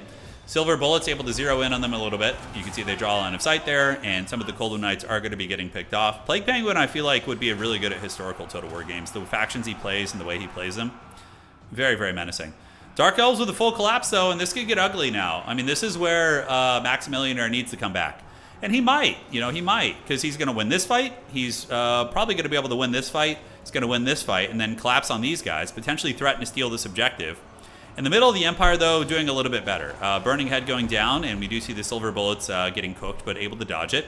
Coldland Knights do get broken. Empire Knights waiting in the wings. The Empire is being pressed very, very heavily, as the Crows of Cain also do jump on the Outriders with grenade launchers, which is great. You're going to want to chase those things, 100%. So Crows of Cain on the run, Outriders with grenade launchers being harried and pursued here. As Knights of the Black Rose coming out, which isn't a bad choice considering the prevalence of all the Corsairs and Witch Elves and different tools there. So here comes the Black Rose Knights. So the Black Rose Knights do get in, and they're not an anti-cav unit, but beating a Dark Rider is not going to be too difficult here. In the middle, the Dark Elves are doing okay in the infantry fight, but the Empire is maintaining capture weight. Elspeth probably has gotten some Purple Suns that I did miss. Empire Heavy Cavalry thinking about moving in. Are they going to try and finish the Medusa? And yes, they are. The Medusa instantly gets lanced pretty hard. And the Empire Knights might actually die afterwards. If Max is paying attention, he could pull the Coldland Knights in there and try and rout them. But yep, the Medusa does get slain by the brave Knights of Sigmar. And it is going to be routed and shattered off the battlefield. Looking at the points, objective number 3 not being contested. It looks like the Empire was able to win the fight over there and hold that down. Dark Elves do steal objective 1. And objective 2 is in flux, but the Empire looks like they're barely holding on to that one. But here comes a nice burning head. Going to be cooking some of these state troopers right there. So there they go. They're like, oh god. Huge burning skull going to be running after them. The foul Dark Elf Sorceress doing some witchcraft for sure. Coldland Knights moving in, attacking the not Spear Riders, but the guns in the back. And in response, the Empire is going to be calling in their Empire Knights to try and stabilize that, while using War Wagons to help out. 2 full Empire Knights coming in. I think the Empire's got this one. The Dark Elves, had a nice little alpha strike there, but they were too far behind. They were already down 3,000 value when the push started. And the Empire got so far ahead on points, too, that I think they could just weasel out an objective game, worst-case scenario for them. Over here on this side, Knights of the Black Rose, going to be attacked by Rakarth. Rakarth is an armor-piercing anti-large specialist, so he will be very good against these cavalry. You can see he's just kind of methodically picking off some of the knights here as they do get knocked off their mighty steeds. Foe Seeker activated, or Beast Slaver to give him more anti-large. Free Company Militia putting some firepower down. Black Rose Knights will counter Corsairs very well, but the Empire has been able to secure the 2 objectives here. Objective 2 and Objective 3 are in the clutches of the Penguin, and that beak is covered in blood right now, guys. The blood of the Dark Elves, as his Hawklands are still online after all of that, man. Brutal stuff. So they are going to be ripping shots down there. Probably over 1,000 value on these. Yeah, you can see they're at about 1,200. Pretty good. So is he going to be reinforcing the side points, taking all his mobility over? Plague Penguin advancing up with the Silver Bullets here, and Empire Knights are going to be on their way over as well. Free Company Militia in the back lurking. But yeah, being stuffed a little bit. Not a big deal for them. This game's over. It's 1,200 points. Plague Penguin currently chortling on Objectives 3 and Objectives 2. Maximillionaire probably wishing he was on his Vampire counts right now. But alas, he does have them in the pool. I don't think there was any restrictions on the top factions tonight, so players can play whatever. The back, Free Company Militia, doing a little bit of work. Knights of the Black Rose, though, do eventually get broken by Rakarth with his anti-large, and the Free Company will chip away a little bit of HP there, but there's no way the Dark Elves are going to be able to come back. At least I don't think so. A little bit of a sloppiness here, though. These units definitely need to be unsummoned. We do see a full Demograph Knight unit. Need to rotate those guys over to help deal with some of the cav units. Wagon's able to snipe the Fire Wizard, who's pretty low on HP and might actually break. Not before it gets a Burning Head, though, and is able to get a good cook right there. And a couple State Troopers did indeed survive the onslaught. The floppy Hats of Doom. Very, very nice tailoring on these guys. Oh, dude, I love the Sparta Kicks. Very cool seeing lines clash in this game. I mean, for all of the haggardness, there's nothing out there that really does these like pitched battles, like pistols being drawn and shot. The Karate Kick animation might be a little bit overused, but aside from that, it looks really, really sick. All right, Knights of the Black Rose do rally, and the Sigmarites are going to break through on the flank. Blackheart Corsairs going to be taking it, and then they will rotate up and get this objective. Meanwhile, Purple Sun, won't you come and wash away the Druki? And the answer is yes. Empire Knights fighting it out here. The Demograph Knights have come, and they are going to be rolling dirty. Demis are such a cool unit. So there they surge forth. I usually run 9 of them in my list in tabletop. I just love using Demograph Knights. There they go. Big old charge right there, and they will be able to probably do okay. Granted, with the Crows of Cain jumping on them, could be risky. They do have a little bit of War Wagon support. Demi's fighting a hard fight, but about 700 value so far. Other Cold One Knights still going. Elspeth definitely needs to get her hands dirty a little bit. She's a good enough fighter. I mean, Elspeth here, you can see, has good AP and good stats. So she should be getting in and helping. A little bit of a lapse in micro there from the Penguin, but not the end of the world. Empire Knights going to fight the Crows of Cain, and the Sigmarites going to be stealing Objective 1 on the outside. Dark Elves trying to ninja this one, but it's about... he's almost at 1,500 points. It's going to be a tap out and victory for Averlant. All right. Always cool to see an Empire game. We love it here. Crack open a cold one. That's right. Crack and open a cold one on the cold ones. That's exactly what went down. So the early trading just was very rough for the Dark Elves, and then they tried their Alpha Strike, but it just did not work out for them. The Medusa got wrecked pretty bad, and the Scourge Runners also got folded over pretty well by the Hawklands and the Wagon play. So yeah, nice build. Purple Sun is the only thing I feel was weak. I feel like Bunich is so much safer. Like for 4 wins Magic more, you guarantee something is dead, whereas Purple Sun has to land square, and they can still dodge it a little bit. Yeah, fun game. GG, guys. Well played. Okay. So now we're going to go take a look at the tournament and see the standings here. All right. Let's do this. And go on over to Total Tavern and see what the standings look like. I don't know if this is a 4 or 5 round tournament tonight. I assume it's a 5-rounder. Most tourneys have switched from the 4-round format to the 5-round format. But this one is a little bit smaller, about 16 players playing. What do you think about equalizing HP for mounts like in Old World where most dragons have 7 wounds?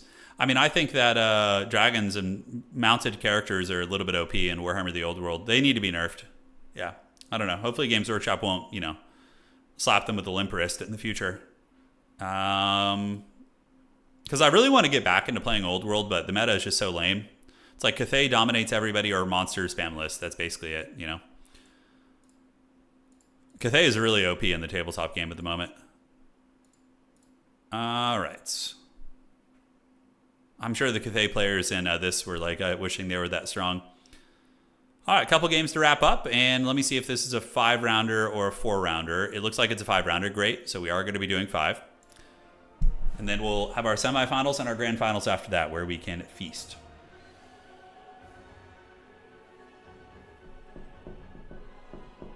Yeah, Dark Elves are a solid faction. Hard to play. I mean, but Daniken has won so many tournaments with Dark Elves. Really made them look good. I feel like you can take almost any faction in the game and make them look good if you're a high-level player, except Nurgle. Nurgle and Skaven, even the highest-level players, probably couldn't consistently win tournaments with them. You know, those are two factions that I really feel like it's Struggle City. Dark Elves are sitting at what? Let me check. Dark Elves sitting at... it's probably Daniken's fault. They're probably decent. Are they at the bottom here? No, they're not. Okay, Dark Elves are at a 53% win rate. Pretty good. Against Empire, they actually have a really strong win rate. Wow. So Dark Elves currently actually 67% win rate against Empire. It's only 45 games, though, but it's a little bit different with the Penguin playing. He's very good at Empire and Bretonnia and Kislev and those kind of factions. But yeah, typically Dark Elves are favored against Empire, it looks like. It makes sense, because their cavalry are very favored. They have excellent diving with Dark Riders. Their infantry beat the Empire's infantry. It puts a lot of pressure on the Empire. But that was a very good showcase of how it can be won. That is for sure. Yeah, Pip, Cathay is just not balanced on tabletop. They have a lot of balance issues. There are some cheesy combos you can use, like being able to... let me see if I can show you real quick. I mean, the blimps are a little bit egregious. Like, the Cathay blimps are OP in tabletop, but there's also this. I don't know if they changed it already, but let me go here and go to that. Yeah, so you can go Jade Lancers, right? You put an officer with them, and what that does is it unlocks 50 points worth of items. So then what you do is you get the Ring of Jet, which is a common item. This is like the most bullshit thing ever. Basically, the Jade Lancer captain is able to cast a really powerful magic missile spell at the same strength as a level 4 wizard. So you get the Ring of Jet, and you run. So what the real neckbeardy combo is you get the Jade Lancers, and you just do that combo. You just get a bunch of units of Jade Lancers, which are good quality cav already in this tabletop game, and each of these Jade Lancers can cast a magic missile equal to the power of a level 4 wizard. It's so incredibly stupid because they made the ring a common item that you can spam. If you could only bring it once, it'd be like a cheeky thing, but being able to look, all these units can spam magic missiles. It's insane. And then the blimps, the blimps themselves, the lanterns are very good. They bring a lot to the table and are very tough to get rid of. So there's a lot of cheese. Yeah, a lot of cheese. Like if you look at most of the major tournaments recently, literally Grand Cathay takes like 1 through 5 on the leaderboards. Occasionally like Tomb Kings will sneak in or whatever, but yeah, it's very, very cheesy. Okay, so let's go find another game here. Do this. Check there. I actually have the Cathay starter box for Old World. I haven't opened it yet, but they lurk in the wings.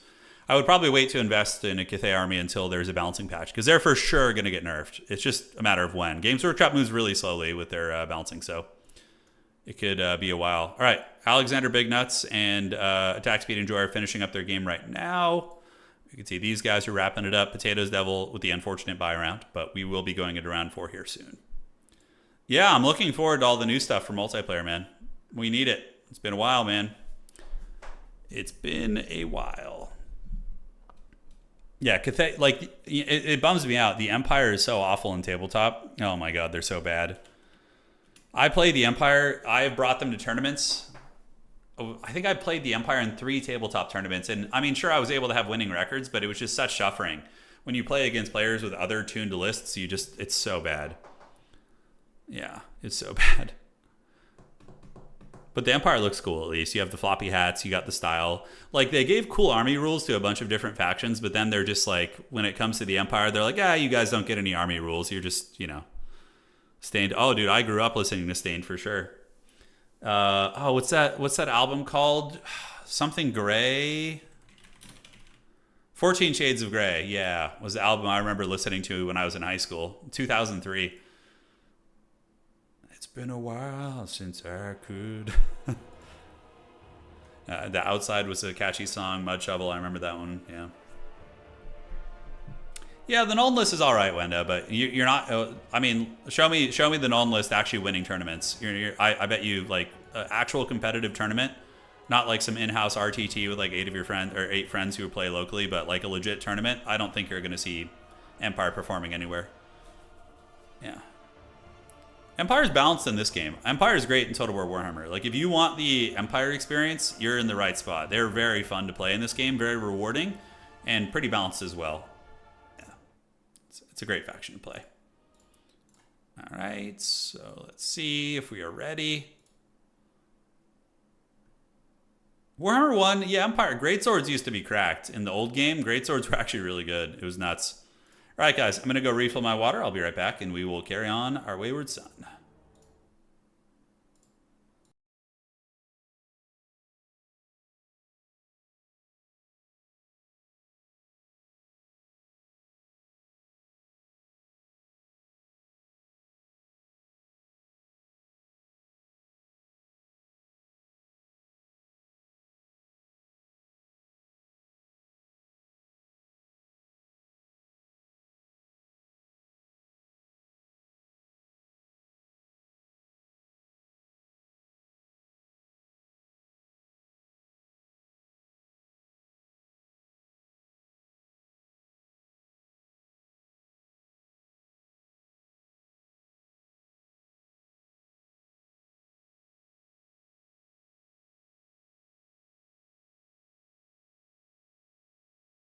All right, guys, we're back in business. Let's see if we're ready for the next round. We see Bob saying you just got crushed by a really good Nurgle player. What was the matchup, Bob?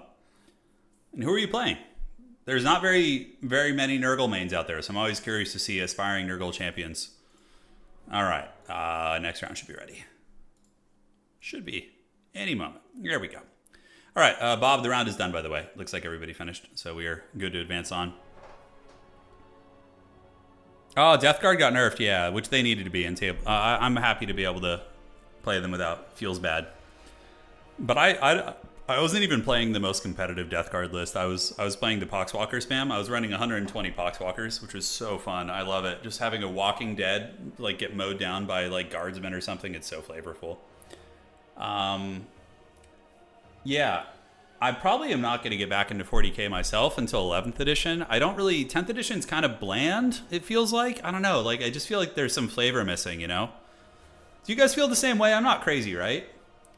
Like, I felt like 8th edition was wild. It wasn't very well balanced, but it did have some really fun, flavorful builds you could do. And 9th also, you know, in a similar vein. But 10th edition, they really kind of brought the flavor down a little bit for the sake of balance, I feel, but it also, I don't know, it just isn't as exciting to me as it once was. I loved 8th edition Warhammer, where you were like kit bashing characters and making custom lords and things like that. That was very fun. You're crazy, but that's not why. Yeah. All right, let's refresh this. And who are we gonna do next? We can do so this is gonna be Bob. So Kislev. We'll cast who is the Nurgle player? But he's not gonna be playing Nurgle this round. Okay, so Bob's Nurgle opponent from last round was Rangito. Okay, so we'll follow him in round 5. Rangito, if you guys can remember that. So we're gonna do Tom. LL Tom. Lobby code, please. Thank you. So we got a game to cast. We're gonna cast Tom's game. It's a nice guy. I played 2v2 with him the other night.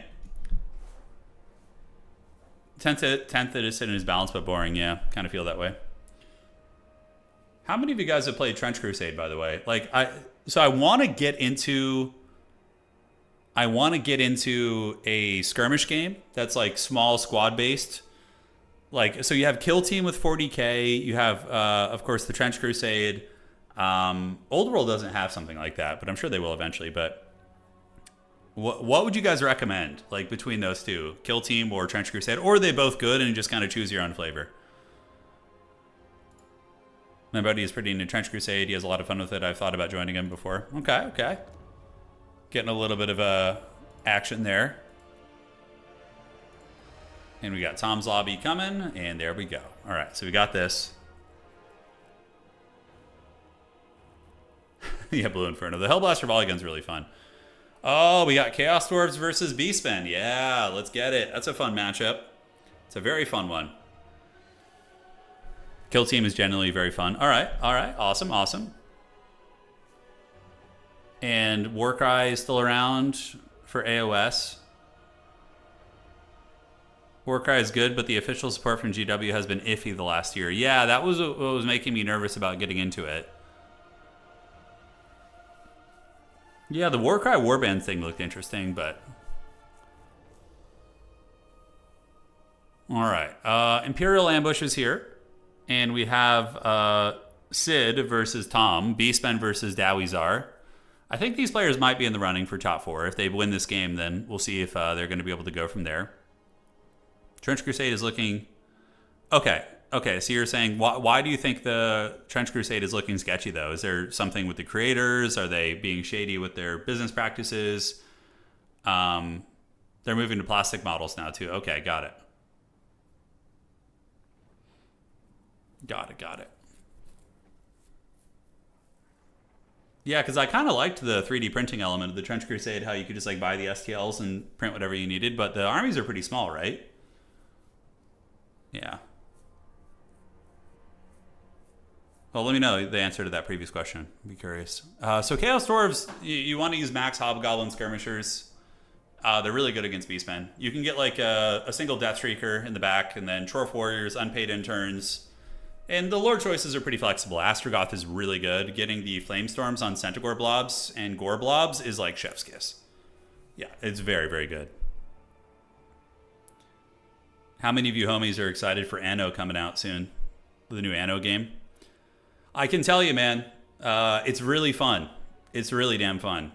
Setting up your glorious Roman island. I run my island like a Nurgle infestation, basically. I don't build a lot of doctors. I don't build a lot of fire safety. My islands in Anno are constantly on fire, but they make a shitload of money. You know, making a shitload of money. That is for sure. I like to just sell arms and weapons and just have a Nurgle infestation on my island. Yeah, the Anno is really fun, but it's slow paced. You're very I knew that was gonna summon Davok. He was probably like just slumbering in the room next over, and he heard it mentioned and appeared. Oh yeah. Well, we'll play some multiplayer of it, Dave, for sure. I know you're gonna be the Dark Lord of it. Bob, you were far back in the stream. Yeah, you're catching up now, brother. You're catching up. Let's see what Boss House is saying.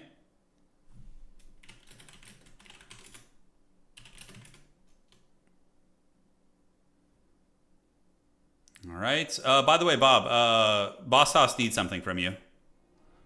Yeah.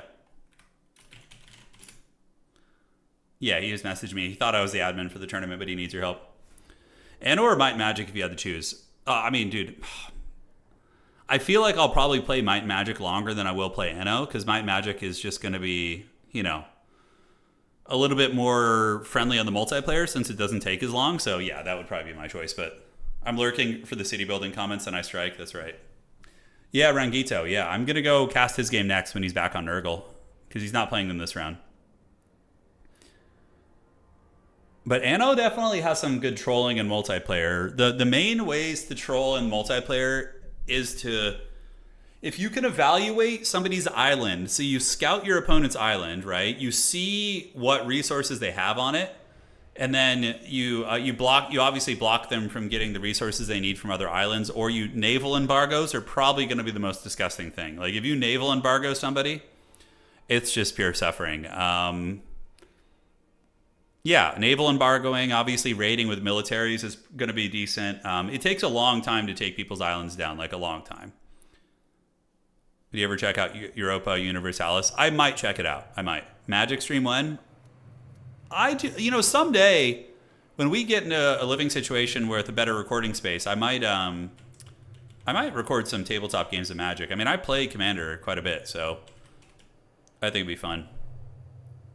Yeah, Vanilla, I've seen it. It wasn't enough to pull me in. But navies are very big in Anno, and if you worship Neptune, you can of course do some nasty work with that as well. I'm a big Ares enjoyer. I usually dedicate my cities to Ares, and then because he gives you a bonus to armor and weapons crafting and sandal making as well as charcoal, so you can really get the fires of industry cooking with him, and just be like Saruman basically. All right, ladies and gentlemen, let's go ahead and break it down. We're back to Total War. We have a tournament match here between Sid, who's going to be facing off against Tom. So, Chaos Dwarves, Hobgoblin Skirmishers, a very, very good choice. They counter a lot of the Beastmen Skirmishers in a soft way. We got Chaos Dwarf Warriors, Unpaid Interns. A Magma Cannon is an interesting choice. Not a bad one. It's decent against Beastmen, but oh my god, hold on. Hold the hell up. Fire Glaives in the Woods, great choice against Beastmen as well. Sorcerer Prophet of Fire with Burning Head. But Beastmen are doing a full Vanguard, guys. A full Vanguard. Oh my god. It's going to be Gore Herds and Gore Herds ambushing from this side. And the Beastmen doing a full Vanguard on his opponent's spawn zone here. This is so risky. But, I mean, it might pay off, honestly. The Chaos Dwarves do not look ready for this. They're going to lose their home objective instantly. And the Beastmen are going to need to obviously capture. They should have. The Beastmen should leave one unit back here. Like, Tom should have one unit capture his home objective, really, to put the squeeze on his opponent here. Holy shit. It's a legit full-on Beastmen ambush, guys. So the Gores ascending out of the trees. The Chaos Dwarves being like, holy shit, what the hell planet are we on right now? Got a couple Gores hanging out here over on the other side. Going to be advancing, trying to stuff these guys in. But the Chaos Dwarves are going to use their mobility to grab these objectives. So that's going to be very, very nice for them. And there they have it. On the backside, we see a cheap unit being called out, an Ungor to grab objective 1. And yeah, now they're going to be engaging with a Bray Shaman of Death, Spirit Leech and Purple Sun, and Kazrak the One-Eye. Oh, dude. Here we go. Let's frickin' get it. Kazrak, Chadrak the One-Eye. He is upon us. So on the backside, Oglacon's boys, Hobgoblins going to be creeping over there. We do see the Ungor Spearmen moving and grooving. But the Bray Shaman, he waiteth in the night.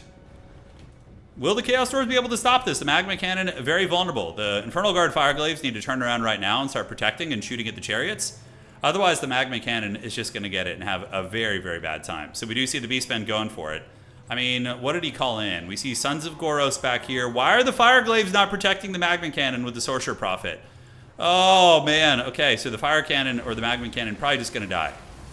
The Bray Shaman and Kazrak the One-Eye going to get in there and put some hurt down. Their pigs are going to be nibbling at the heels of the chariots. Sons of Goros coming around the woods. And, oh, nice Purple Sun attempt on the Fireglaves. Not bad at all. So Beastmen currently have their home objective, or they will. They're going to be grabbing this one. We see the Beastmen are all up in the spawn zone here. Gore Herds battling it out versus Chaos Dwarves and Unpaid Interns. And the Sorcerer Prophet did get a nice little breath attack right there as well, melting down one of the Gore units, which are not cheap, mind you. And the other Gore unit probably going to get jumped right here and defeated by the Sorcerer Prophet. By the way, Beastmen are all up in their opponent's backfield. Hilarious. So Tom going to be coming around the backside with the Sons of Goros, as well as Kazrak the One-Eye. Gore Herd's getting a downhill charge against Dawizar Infantry. Those are Infernal Guard Fireglaves. This is already looking very bad for the Dwarves. The Fireglaves are very, very out of position here, and most likely are going to be swarmed by some Centaurs and some Chaff Infantry. We see these Chaos Dwarves being attacked by Chadrak the One-Eye. And does the Magma Cannon in the back get stabilized?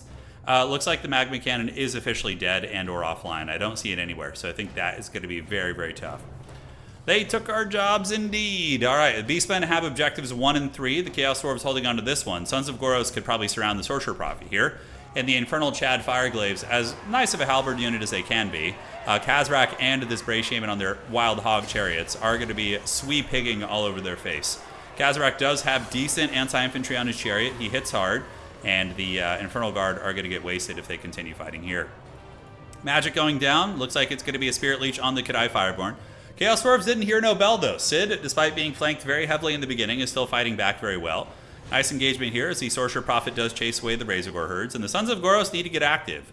Tom can use the Sons of Goros actually to probably kill the Fireborn. That's going to be his best bet. Get Kazrak in there, get some Ungor Spears. Live your best life.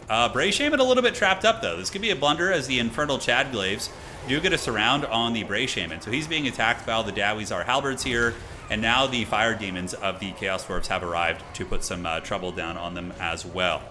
Zhao, thanks for becoming a member, man. Greatly appreciate you. Welcome to the Dukes of Haggard, brother, and let's keep the good times going. All right, so down here, Sorcerer Prophet, Burning Head, able to cook 1 unit. We do see the Centaurs with throwing axes coming over to try and fend off the Sorcerer Prophet with their throwing weapons, which will be quite nice. Kazrak the One-Eye leading the fight here with the Sons of Goros, who do get a nice engagement against the Fireborn. Also, there's a Zangor unit here, so this looks like it's a losing fight for the Chaos Dwarves most likely, as the Infernal Guard Fireglaves are being worn down, and the Centaurs are descending into the backfield to go after something. We see the Magma Cannon shattering off the edge of the battlefield, so it got brought to the point where it's shattering, and they're just rolling dirty off the side of the battlefield. They do not want any of that smoke there. Nice play, though. The Chaos Dwarf player doing a great job with the skirmishers, actually keeping the game very close. You can see the score is not too far apart, and he has been using his Hobgoblin Archers to steal the objectives, which is quite brilliant, actually. And he should be able to steal this one here in a second, as long as he doesn't move all of his units off it. Oh my god! Did he get it? He did get it. Okay, so he was able to hold on to the point there. So as it currently stands, we do see Objective 3 belonging to the Chaos Dwarves, and it looks like there's going to be a nice Burning Head going down from the Sorcerer Prophet. Not bad at all. Going to be cooking through some of the gores there. So there's some barbecue steaks for you guys, as the Ungors do get roasted up. Chaos Dwarves using their mobility well. That's going to be about 12, 11 capture weight right there. Going to be grabbing objective number 1. The Beastmen on this side looking a little bit more comfortable, although Kazrak the One-Eye taking some damage. He is trying to finish off the Kadai Fireborn here. Centaurs with throwing axes is a bit of a soft counter to those guys, so they're going to be able to maneuver about and maybe drag some of them down.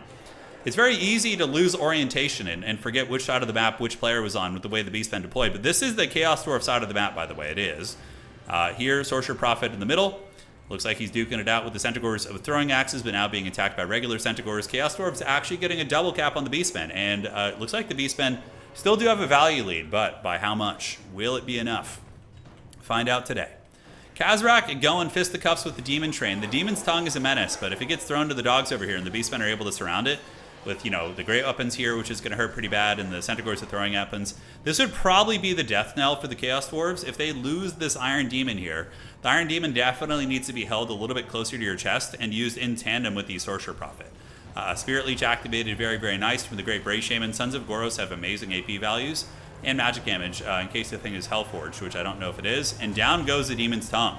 So Kazrak the One-Eye able to celebrate. The response from the Chaos Dwarves is going to be a Burning Head to try and avenge the fallen train.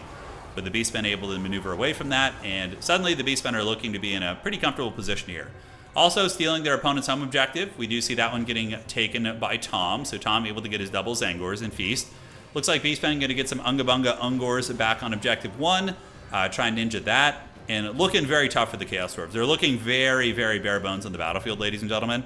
We do see the Sorcerer Prophet here trying to do what he can, but the Beastmen are just so numerous, and yeah, you see Centaurs running down the skirmishers, Fireborn looking very low, Sons of Goros harrying these skirmishers, Zangors coming back in, and Chadrak the One-Eye dude, just big as dongus here, getting the work done. 1,800 value on Kazrak, man. All right, that's something. Ungors move it in. Chaos Dwarves holding on to the point. Centaurs trying to finish off the Fireborn. Fireborn do have decent armor, but I guess they're a little bit tired right now, so it's going to be a little bit less. Centaurs should just stay in combat, honestly. They're pretty close to finishing the job. And the other Centaurs looks like they're coming in for a rear charge there. Kazrak the One-Eye being a menace. It looks like the Beastmen might be able to get a triple cap. Chaos Dwarves with no threats on this side. With that train dying, that was very, very rough. We do see the Zangors and the Ungors holding that objective pretty firmly for now. Chaos Dwarves trying to use their mobility to ninja some of the points back. Sons of Goros are being kited very effectively. Here goes the Fireborn getting worn down by the Zangors and the Centaurs. Kazrak the One-Eye. He's got one good eye, but that's all he needs to see these Fireborn right in front of him. And he is a good AP character. Even on his chariot, he's still a formidable fighter against things that are non-infantry. But right now it looks like he's a little bit tattered up and tired. Yeah, he's exhausted, so his stats are going to be pretty low. But he's helping. Kazrak the One-Eye is helping, while Centaurs are throwing axes from Tom are being used very effectively to harry down the Sorcerer Prophet. And they have the Sorcerer Prophet kind of low. On the high ground, though, Chaos Dwarves do get their objective back. So that kind of helps keep them in the game a little bit. Granted, I don't know if they're going to have too much steam left in them. As we do see another Iron Demon being called out. Centaurs, the throwing axe is going to be zeroing in on this bad boy. So they're going to be setting up, getting some nice throwing volleys. And if they just sit here, they'll eventually be able to kill the Iron Demon. It's going to take a while, and if the Iron Demon maneuvers, it will last longer. But Beastmen are going to overwhelm this position most likely. The Ungabunga Spears do get broken by a big Burning Head, though, which is very, very nice play by Sidman here. We're on the other side. Sorcerer Prophet going to be cruising back over. And with Chaos Dwarves, you really want to unify your Death Stars, like your SE Death Stars. Like having your trains and Sorcerer Prophets fighting close together is very, very strong. But, yeah, this is some good play from Tom. Tom, of course, did very well in the 2v2 tournament with Beastmen. But yeah, they are throwing into the old Iron Demon here and really getting their melt on. On the backside, Hobgoblins moving into pressure. Objective number 1 here. Shadrach the One-Eye able to clean this out, and we do see the Ungor Spearman moving up and sealing the point. Yeah, not looking bad at all. Triple cap is on, and Tom is going to be approaching 1,000 points here. With that triple cap, that's probably going to seal the deal. I already think the game's been over for a hot minute, but, you know, good valiant attempt comeback by the Chaos Dwarves. But they're just not going to have any momentum to get the objectives. They're going to have a couple single entities which are going to get dragged through the mud and get kited. Big difference from this, of course, in old school land battle is single entities are very good in domination mode, but they're not like quite as oppressive because you don't have to deal with them at the end of the game. Although you do need to deal with them still, or else they're going to kill your ship. But it's not quite the same where you have like a big Dreadsaurian waddling around and you might not have an answer for it. All right, so Iron Demon getting roasted by the Centaurs with throwing axes. Down here, we do see the Ungor Spearman herds hanging out. Centaurs going to be retreating back, desperately trying to get this point back. Centi's maybe going to be running into the Iron Demon to try and pin it in place. And it looks like that's going to be the case, as the Iron Demon does have crazy mass, though. The Iron Demon itself has 7,500 mass, so it's really able to push through. I mean, it's a giant demonic demon train, right? So that thing is going to be able to move. Yep, Centaurs unleashing their throwing axe salvos in. Unga Bunga Spearmen are shaken, but holding well. Chaos Dwarves finally getting a little bit of capture weight back, and we do see them maybe making an attempt for this objective here, as they are going to be sending out some Chowie warriors. I might be able to steal that eventually, we'll have to see. But now that Shadrach the One-Eye is on its way over, could perhaps be changing the paradigm of this fight. And it looks like the big demon train did get taken down. I'd look away for a second, and all those throwing axes were really able to take them to Pound Town. Shadrach the One-Eye getting into a fight versus the Chorfs, and this is what he's good at doing. I mean, he's a chariot anti-infantry character. Currently, Shadrach's sitting at 2,200 value, which is very, very fun. And yeah, they're getting in there and laying into the old Chaos Dwarves. That is for sure. Sorcerer Prophet, almost dead. Centaur throwing axes encircling him. Looking like he's not going to be long for this world, as we do see the Beastmen approaching 1,200 points. So very, very close to winning on just objectives here. And obviously, it is a triple cap situation. You know, the Chaos Dwarves need to get all 3 objectives in order to have a chance. Not looking good. The ambush in the beginning definitely hurt the Chaos Dwarves game plan. I mean, you had a Magma Cannon back here. You had Fire Glaives, both of which got compromised very early on. So shout out to our Chaos Dwarf homie. He did really good considering how much he lost early. He made it a contested game. You know, he lost a Fire Glaive, he lost a Magma Cannon, which are like your big centerpieces. And from there, very tough to come back from. But big shout out to Tom for the super Giga Chad play of Shadrach. Sons of Goros looked great. And yeah, his throwing axe play was quite magnificent as well. All right. So now we are going to get ready for the next round. Round 5. And we are going to cast an Nurgle game. Yeah, that one just finished. The game should be wrapping up here soon. And we're going to get Nurgle in the next game here. All right, let's do this, do that, and do this. Perfection. What is the most handsome faction? It's all the eye of the beholder, man. You know, everybody's got preferences. You know, to grandfather Nurgle, his children are beautiful, but, you know, it's subjective, right? A little bit subjective. I feel like the Beastmen and the Chaos Dwarves speak the same language. When they, like, speak, it sounds like it's the same shit, you know? Obviously, Slaanesh. Slaanesh is like the handsome Squidward meme, I feel, you know? Like, uncanny, strange. The handsome Squidward meme with... somebody sent me that with, like, I think it was, like, photoshopped on Sigvald's head. It was pretty good. All right. Where are we at? We got old Tom over here. All right. Good job, Tom. He said, I hope you guys enjoyed Khazrak. And we did. We enjoyed the hell out of the Khazrak game. All right. So top 4 looking to be coming into picture here. Tom might have a chance of making top 4. I think he's 2-1. Let me look. Yeah, so Tom is, 2-1 right now. Although I don't know if that's going to be enough. He may have lost 2 games. Sigvald is definitely Hansel from Sigvald, Warhammer. Let's see. I'm trying to think if, I've done that thumbnail like 10 times. Sigvald is Hansel from Zoolander, but yeah, it's not coming up when I search it. Sad. Slanesh was more hair metal demigods and less Hellraiser. Yeah, they're both cool though. I like the Hellraiser aesthetic is great. You know, we have such magnificent, you know, suffering in the deep, the really. I'm trying to think of the language to really articulate this well, but Slanesh, the Hellraiser, and like the extremes of them like having their senses kind of muted by overexposure, and then having to go even more deep to get those sensations into depravity and into sound and war, and like it's. I think I like the Hellraiser aesthetic. Honestly, I think with Slanesh it's pretty good. It's very creepy. Oh my God, Zoolander. I rewatched Zoolander not too long ago. The scene in the beginning where Zoolander is with his fellow male models, and then they go to the gas station and they all like start spraying each other with the the gases, and then one of them smokes a cigarette. That shit was so haggard. Yeah, the early 2000s we had a lot of good comedy movies. We did. Comedy not as popular of a genre these days, I feel, but yeah, it was very fun in the early 2000s for sure. What is this? A city for ants? It's really funny when he goes back to his dad to like become a coal miner, and he's like, I got the black lung, pa. Yeah, good times, good times. Okay, so are we ready for round 5? We are going to be finding an Nurgle Chad tonight. Rangito, I think is his name. Apparently he's very good at Nurgle. Maybe it's a dreaded...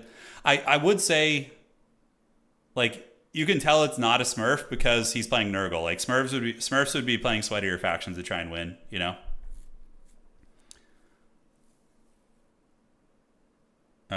Do you enjoy Civ? So the best Civ game, in my opinion, was Civ 5 Brave New World. That shit I have... Let me see how many hours I have on that game. Civilization Sid Meier 5. I have about 500 hours on it, give or take. Yeah, I love Civ 5. I used to play that on my laptop in college. It was so good. I feel like that was like the pinnacle of Civ. Right? Like Civ 5, Brave New World. Civ 6 I skipped. I didn't like the cartoony aesthetic, and then Civ 7 was rough. Yeah, I tried my best. I have to admit there were some fun moments when playing Civ 7, but the age thing where you switch between factions, I was kind of like, I don't know, it was fun for a while, but then it got kind of annoying to an extent. But yeah, it was, Civ 7 had its moments. It had its moments. Civ 5 was the mainstream one, yeah. Maximillionaire says, but a Smurf trying to hide his normal player would pick Nurgle to disguise the fact they're a Smurf. Now we're getting real multifaceted here. Yeah, we're getting really, really into it. Okay. So where's this? Perfect. Yeah, man. So Civ 6, I remember I loved playing Rome and doing like early Legionnaire pushes. Ethiopia was one of my favorites. I loved playing Casimir from Poland. Who else did we play a lot of? Yeah, I like France was fun. And going Wonder Spam. And Culture Spam with France was very fun. Wonder Spam with Egypt was always a good time. No, Macro, never played that one. Never played that one. I heard they were addressing the age system in Civ 7, really? So what, are they going to get rid of it, or they're going to have it be an option? It's interesting.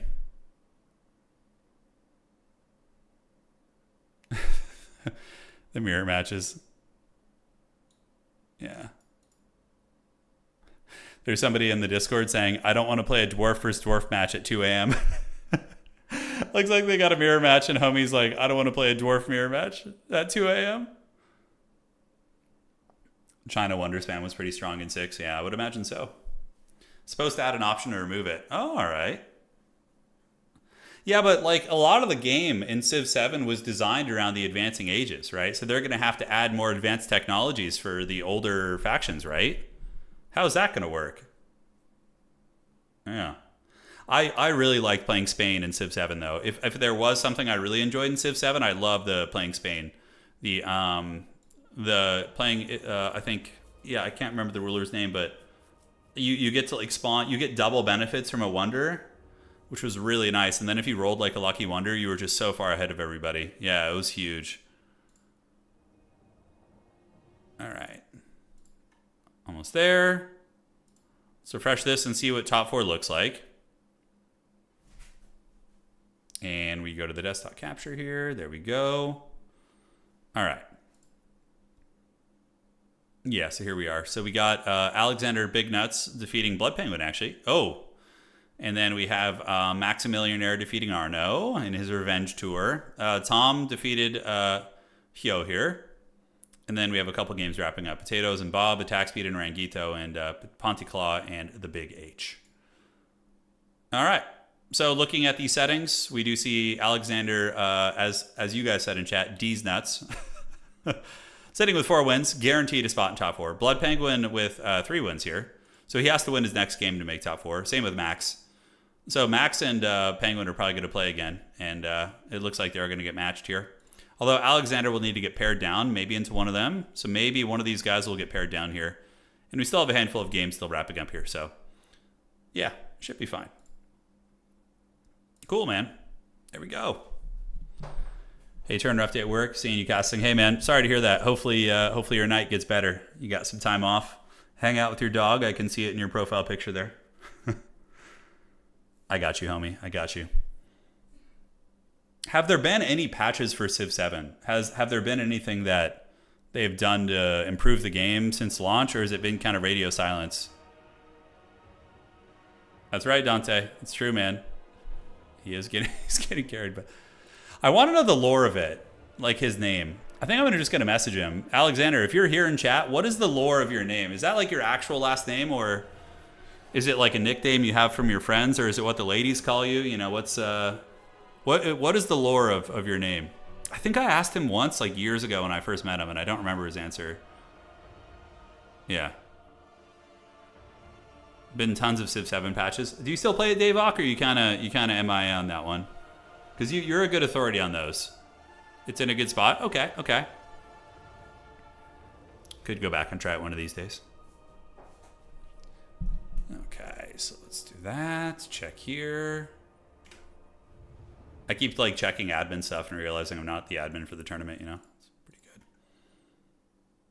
Okay, wow, we're in the next round. Okay, Rangito and Tom, we're gonna do your game again. Okay.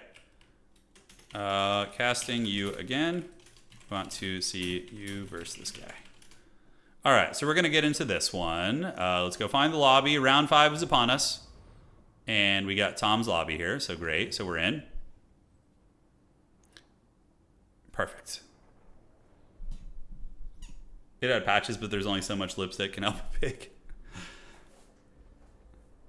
Thank you, Rogue AI. You can direct message me the replays too. I don't mind that. Send it my way, brother.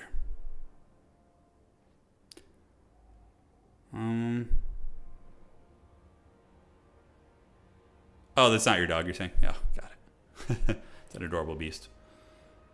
Were there some pre-turn online names like the Shameful Early? Oh, yeah, dude. Oh, yeah. Oh, man. I can't remember what my really shameful... I think, like... I'm pretty sure when I was, like, really young, I had some pretty embarrassing Xbox Live names. And I remember this because I can go back and check for you guys. Because I had a really embarrassing Xbox Live name. And then I remember I got invited to an Age of Empires early access event for Age of Empires 4 when it came out. And they forced us to sign in with our Xbox accounts for some reason. It was like some weird shit like that. And then I remember in the group chat, or in the group thing, I was chatting with them using my Age of Empire, or my Xbox name from when I was like, I don't know, like 11 or 12 years old, like whatever it was. It was, I'll look it up and ask me again on a future stream. Yeah, it was, I remember it was something like that. It's like Big Dog or something, you know, like, oh man, yeah, some cringe shit. I was like talking to all these professionals and my name was like Big Dog Bro or something. It's like some stupid shit like that. I'll find it. I'll find it. Yeah. I feel like this generation though, I mean, we had some cringy names, like early 2000s name, the Shocker, XX the Shocker was yours on 360. That could be a lot worse. Yeah, in the early 2000s, like our cringe culture with millennials was mostly like edgy shit. It wasn't like it was like trying to be tough or look tough kind of things, you know? Um or like being a badass or, you know, that kind of a thing, right? Like I don't know what the online culture, it's probably more ironic now and a little bit more brain rot kind of meme. I don't really know. Balls Deep is a classic early 2000s. Rasta pubes? Oh my god. That's wild. Yeah, emo cringy. Yeah, yeah. I mean, MySpace emo cringe was real. That was a real thing. I had a man, if I could recover my old MySpace pictures. I remember I went back and looked, but MySpace had already been like mostly like reformed, and I think like the old MySpace accounts were gone, and the one my email, I didn't have the email anymore. I did try and track down the old MySpace pictures. Prince of Darkness XX, yeah. Yeah. The Lords of Your Ring. Oh my god. The Lords of Your Ring. Jesus Christ, man. Nowadays, it's just stuff that deliberately makes no sense so they could just laugh at people who can't understand it. Do we have any teachers in chat hanging out? Any like middle school, high school teachers? How wild is it, right? Because okay, when I was in high school, we had calculators, and we would draw penises on the I don't know. YouTube will react to that. But we used to draw dongs on the calculators, right? So that was big, and you know you would hold it up to your friend from across class, and they would see it. Nowadays, I feel like with smartphones and what kids have access to, and it must be anarchy, man. I do not envy teachers. I feel like that's got to be one of the hardest, most difficult professions out there these days. Yeah. Yeah. Yep. All the good calculator drawings. Yeah, that's a classic Jerry Bear right there. Nice. Yeah, nice. Yeah, do we have any teachers? I'm waiting to see. How do you draw a dong? It's the 8 with the equal signs and the D at the end. Yeah, if you had one of those like Texas Instrument calculators from like 2005, they could do alphabetical stuff too. The kids are doing the same stupid stuff with new tech. The tricky part, I would imagine, though, is like, yeah, I guess you just take away the phones, right? Like teachers have got to do that. You can't like having those phones in the class. They've got to just take away the phones. Yeah. Did you see Alexander drop the lore? No, where did he drop the lore? Where's the Alexander lore? Oh no, where did I miss it? Okay. So Alexander dropped his lore to his name. He says, I ran into a guy named Joseph Knit in CSGO once, and he was quite the character when I was 13. Or no, Joseph Nuts. So then you adopted that. Okay, so you're carrying on this man's legacy. Got it.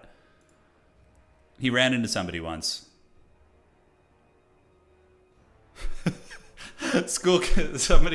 Sparky saying, school kids are really annoying for sure, but the joke's on them. We ruined the climate for them. Enjoy your hellscape. But yeah, they get Mad Max.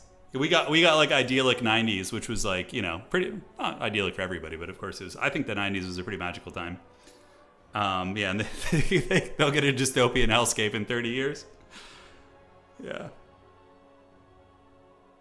So you teach college level and you let them have their phones, so it's probably a bad idea. I feel like in college people maybe can have more restraint and more focus, probably just dealing with ChatGPT cheating. We used to use Spark Notes when I was in high school. It was like, that was like the big avant-garde tactic, right? But now in Wikipedia.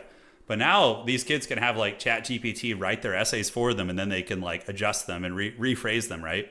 It's insane. Alexander merely adopted the nuts. All right, guys.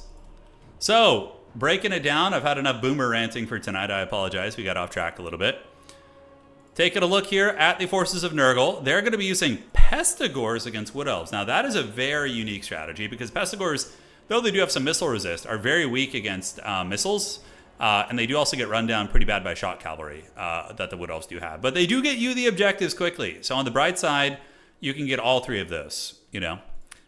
Marauders, and Plague Bearers. And it looks like Nurgle is going to be using a Giga Chad Chaos Lord, which is totally viable.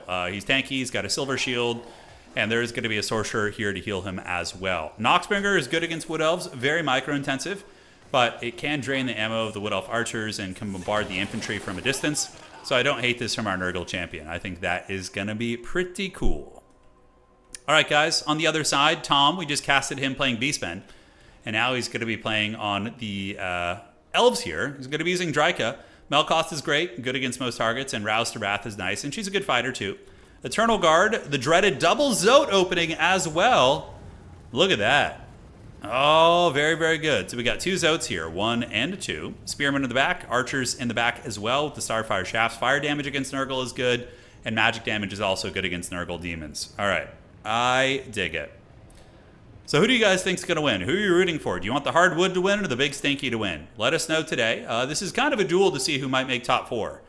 If Nurgle is able to win this, they'll make top 4, and most likely the same for the Wood Elves, although it's going to be close, so it'll come down to tiebreakers.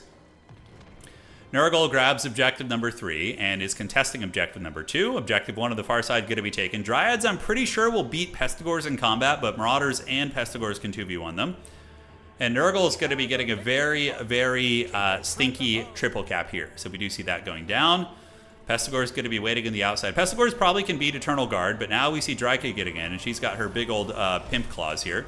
So Dryka moves in, and she's fighting in the vineyards, her natural habitat. It'd be pretty sick if she like channeled the vineyards to like start grabbing the Nurgle monsters or something.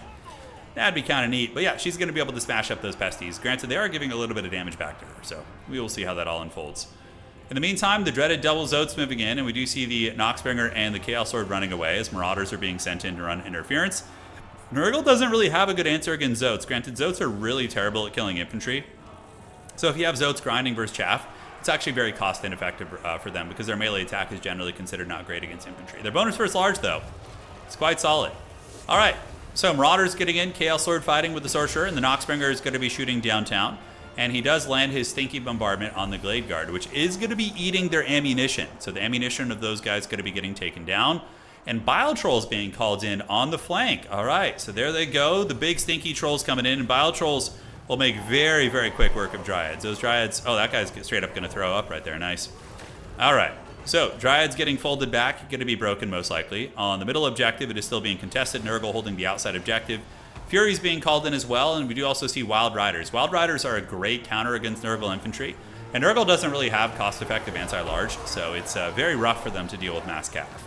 That's why this matchup is probably favored for Wood Elves. Granted, you can armor check them. I think that's the most competitive build to play against Wood Elves is an armor check build, where you go Mass Warrior and just try and push them down and triple cap them. All right, so this point is being contested here. Rangito needs to get his Nurglings on the point, and he does. So he's going to hold that. The Noxbringer is still shooting back here. Nurgle does have a good pit fight going here, actually. We do see the Zotes embroiled in combat with Marauders and also some Marauders here, and the Chaos Lord. The Chaos Lord hits very hard. He's got 540 weapon strength and huge melee attack and melee defense. Noxbringer is still shooting. It looks like the Elves are partially able to dodge it as the Plague Bearers are dispatched by Dryka.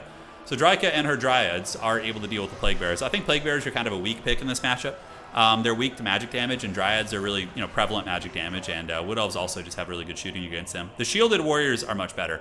But the Bile Trolls are doing great for Rangito. Rangito able to get over here and use his Chadley Bile Trolls to keep bonking, but the Elves are going to be turning their archers about face. Fire damage is going to be coming in here on the Bile Trolls, and they could take some big old damage there. Ryan Allen, thank you for becoming a member. I greatly appreciate you, boss, and welcome to the family. All right. Pesties chasing those guys back. Nurgle holding on to the 2 outside objectives. This one is being contested. Nurglings versus Spears, a bit of a wet noodle contest.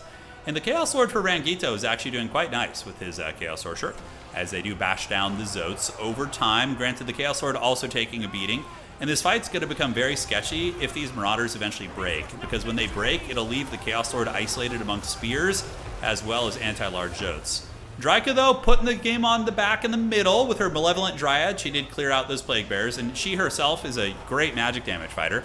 Battling it out versus the Plague Toads. So you can see the Toads are hopping up through the bushes and battling against Dryka. A couple Spears are nearby as well, so the Toads might get ground down. Remnants of Dryads coming over here. Nurgle really needs to hold on to the outside point. Bile Trolls in the backfield doing all right, but most likely going to break here in a second. Sitting pretty low in leadership, being cycle charged by Wild Riders. Wildwood Rangers called in, very good against Chaos Armor, but the Trolls will counter them if they're left to their own devices. We'll see if they end up being that case. Hey, Ryan, I appreciate that, man. Thank you. Thank you, brother. All right, retreating back. Noxbringer is moving and a grooving. Chaos Lord retreating as well. Nurglings in a wet noodle contest. It is the RWAR Nurglings, which will beat an Eternal Guard most likely. But Nurgle needs to hold on to their 2 objectives because the Wood Elves are pulling a big value lead. Granted, Nurgle does have some healing. Noxbringer's getting focused. This is really big. Oh my god, the opportunity. It's just so good right now. We got 1 archer here and 1 archer over here. And they're shooting their Starfire shafts right into the Noxbringer right there. Beautiful damage. And they do are they Starfire shafts? One of them was. But even still, the Noxbringer did take some serious damage. On the outside, Nurglings and Chaos Lord holding it down. I love the Giga Chad Chaos Lord. And honestly, I think he's a pretty good pick in this matchup. I really like that. And the Nurglings holding it down with the Chaos Sorcerer. Should be able to hold the outside point. In the meantime, though, the Hardwood is going to be securing Objective 1, which is going to be very tough for Nurgle. Troll's going to be retreating into the trees. They may rally and be able to come back and contest this point.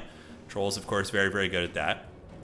Buck in the front. More Bile Trolls are out. Bile Trolls are not bad in this matchup. Granted, Zotes will trade up into them very, very well. Bile Trolls are weak against Archers and Zotes, but, you know, they do give you sustainable stopping power. But, yeah, very vulnerable to Wood Elf Alpha Strikes. On the side, it looks like Chaos is trying to consolidate its strength right now, you know, trying to gather up its forces. And here we do see the Eternal Guard slowly getting worn down. And then maybe Chaos is going to try and get a second wind and retake Objective 2. But Tom is about to have a 3,000 value lead. And even with Nurgle healing being taken into account, you have to remember the Wood Elves have a lot of healing too. Zotes come with bound charges of Earthblood. So there have been several Earthbloods going down. And now Tom is going to be getting his Wildwood Rangers out. Those things are going to be a menace. I mean, you could try and take down Dryka using the Chaos Lord. Chaos Lord could probably beat Dryka in a fight, but she's going to have support nearby and most likely would have Zotes too. Very, very painful. Noxbringer needs to retreat, need to get that thing out of combat and use the last of its ammo. Noxbringer is sitting at only 800 value. The Noxbringer, in my opinion, is a bit of a trap in this matchup. The Wood Elves usually, the Archers can close the distance on it too quickly, and I find that the Wood Elves are able to move away from it very effectively. Whereas against Chaos factions, Noxbringer is very good because it can win you the Horseman fight, the Marauder Horseman Duel of Fates. Nurglings getting run down by Wild Riders. Bile Trolls coming in. Marauders fighting these units off. And it looks like the Trolls did rally over here. This is very, very nice. So these bad boys going to be moving in. Eating some arrow fire. But these sickly Trolls, they look very, very cool. I think the Bile Trolls are rad. Nurgle stuff just has such a great aesthetic. I mean, imagine being an archer. Like one of these elven archers. The amount of bravery you would need to have not turn and run with these giant, disease-ridden monsters who are literally going to eat you coming in. I mean, screw that shit, you know. That is some martial prowess on those Glade Guard, that is for sure. But yeah, they're going to get taken to Pound Town. Dryads coming in as well, a couple cav, and a Zote unit is being sent over to run interference as well. So Zotes will be able to hard counter those.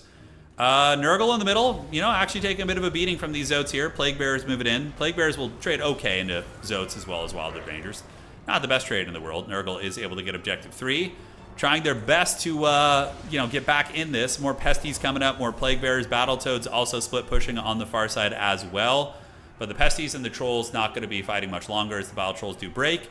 And the Toads arrive right into the mouth of their prey. Basically, Toads are very weak against Zotes. Zotes have everything that is a hard counter against big demons. Demons being large here, these ones. And magic damage on the Zotes as well. They're just going to absolutely wreck those Toads. All right, so Plague Bearers coming in, going to try and help out on the middle objective. We do see a bit of a resurgence from Nurgle, which is very Chadley.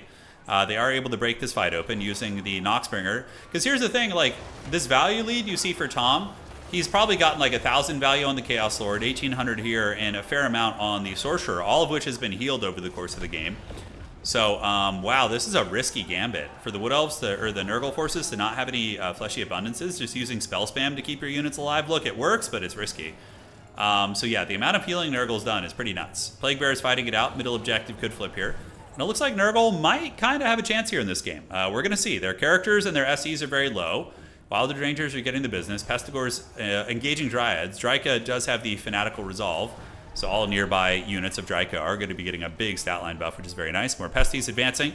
Outside objective is being held by some Marauders right there, as we do see the Bile Trolls putting in work this game, pounding the Wildwood Rangers. They need to get up on this point, though. Nurgle needs to get that objective and really, really put the squeeze on these guys, you know, really put the squeeze on the points. Now, for Wood Elf strength on the field, we have multiple units of Dryads over here, which are going to be tough to uproot. Also, Troll healing is another variable as well. There's been a lot of damage sunk into the Trolls, and we do see Nurgle actually pulling value back. They were down by like 3,000 or 4,000, and now it's only about 2,000 here. Oh my god, what is that guy doing? Holy shit. Oh, what is that? It's like he reached into his... Oh, man, that was some nasty shit right there. I mean, that's Nurgle for you, right? All right. So we do see the Bile Troll sitting at 11 of 16 models, about 900 value. Plague Bear is still fighting it out. Nurgle is a bit resurgent in the middle. Although the Noxbringer is on fire. Probably sending Noxbringer out and around the side to just kind of ninja the side point could be good. Starfire Shaft's going to finish off the Demon. The Demon is getting wasted by these Elven Archers shooting from the vineyards here. And it is going to be the end of the Noxbringer. As the Chaos Sorcerer of Nurgle, as well as the Chaos Lord, battling it on out. Fury's coming in to try and shut them down, but there are some Christmas Cavalry nearby. So Melkoth's going down, and then we're going to see the Wild Riders basically just peel off these Furies here. They're not going to last long. Honestly, just leave them up in the sky and make your opponent keep the expensive Cav unit here, but regardless, they're going to come in and those Furies are going to be dead in like 5 seconds. So they are going to be going. On the middle point, Nurgle chilling. Plague Bear's chilling on the far side. Wood Elves might be able to ninja this. Nurgle probably needs to reinforce here. It looks like Fury's coming in. Very impressive game on both sides. This one honestly could go either way. It kind of looked like it was going to be over for Nurgle with the big value deficit we were seeing earlier, but this Chaos Lord and the Sorcerer, both of whom are on Rot Beast, have heard no bell whatsoever. They are going hard in the paint, and they are feasting on these Dryads in the trees. Dryads, of course, going to be very weak against the high armor. Although, the Chaos Lord's down to 75 armor because he's exhausted. In this game, when your characters get tired, they lose stats, basically. So, including armor. So, he's going to be losing 25 armor due to fatigue. More Furies overhead. The Wood Elves and Tom are going to be playing the outside objective. Definitely taking the Wild Riders over here. But it looks like he wants to go save his archers, which is a good play. But yes, more Battletoads on the way in. Nurgle is going to be approaching 1,000 points. And look at these Giga Chad Plague Bearers, man. They're just going. They didn't hear no bell. Oh, that's so funny. Oh, wait. Is that actually working out? No. That is actually helping the Dryads. Okay. Got it. But yeah, the Plague Bearers have lost their magic damage from the Zotes hitting them, which dampens magic. It removes magical attacks. And they are going to be getting folded here. So Wood Elves pretty firm on this. In the middle, Nurgle does have their clutches on it. And we do see the Chaos Lord and the Sorcerer on these Rot Beasts just trying to carry this game, really. Father of Blades activated from the Chaos Lord. Fury's jumping on the Archers. Dryka moving to the outside point. Nurgle's going to have to get their clutches on this one. But we're going to see 2 Eternal Guard. And Dryka is a very, very good AoE character because all the nearby elves are getting a melee attack and damage buff. The more damage Dryka takes, the more she buffs her allies. So there could be some insane Dryka Death Stars in the late game. Nothing over here. Looks like Nurgle's going to be consolidating its strength to try and fight over this side where Dryka is. In the meantime, though, Nurgle's trying to chase and get value where it can. But the Chaos Lord and the Sorcerer are both very, very low.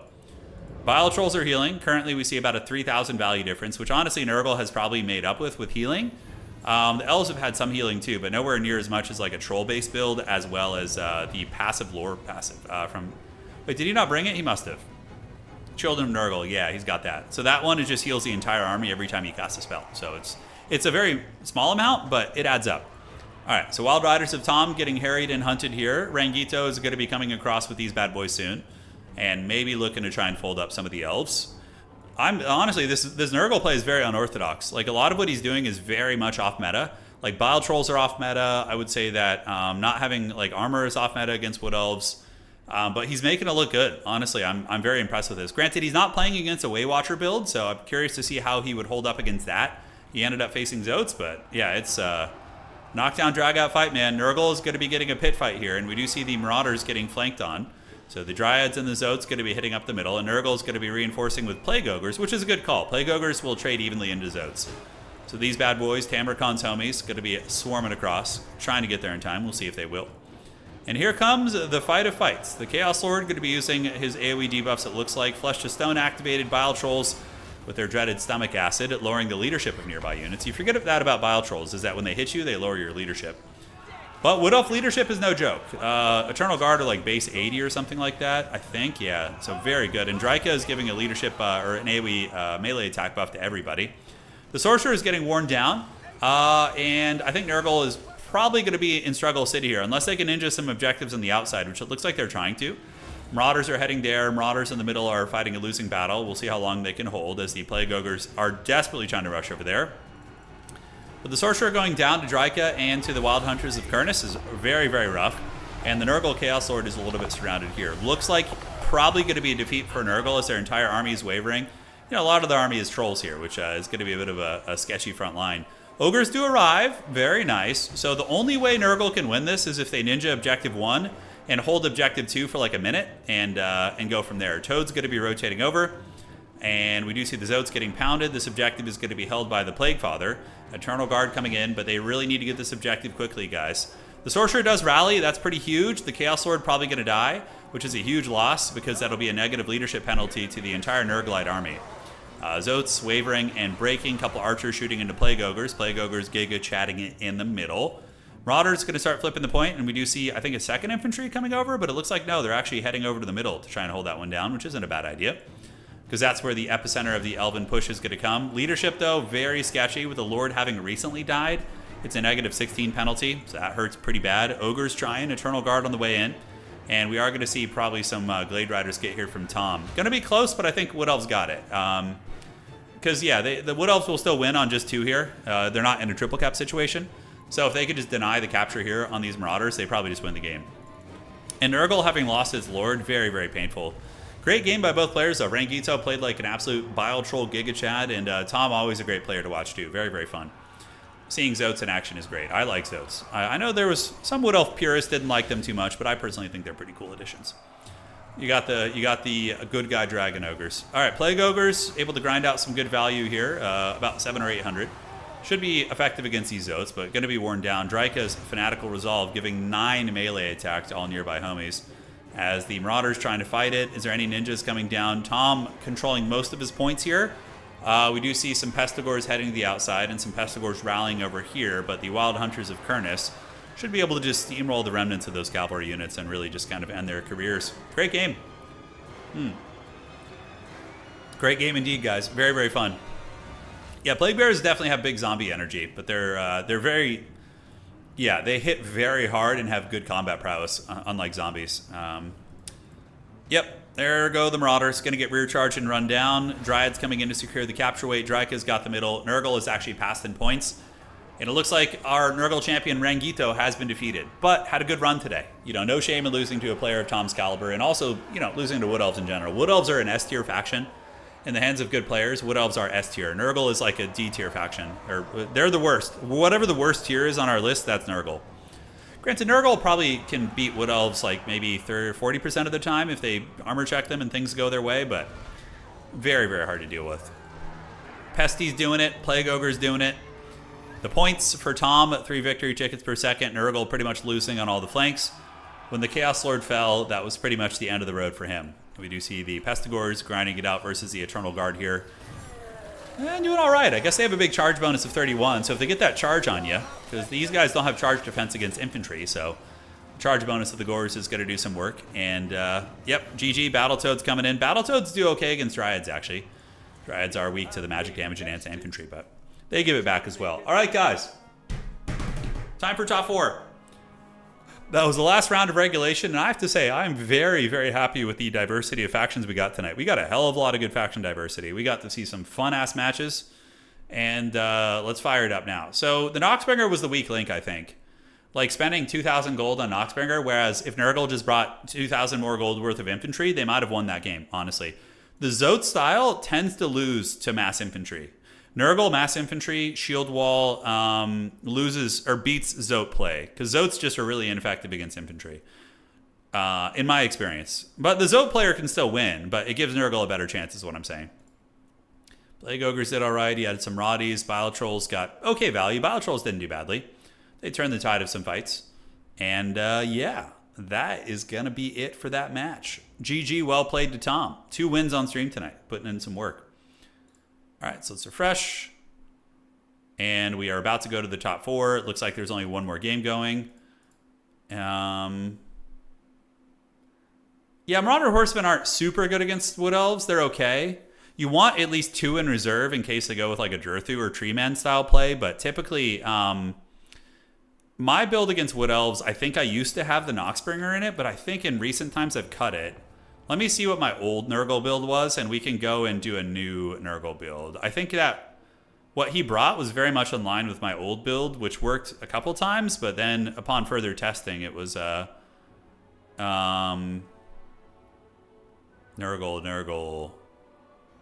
Where the hell are the Wood Elves? Here they are.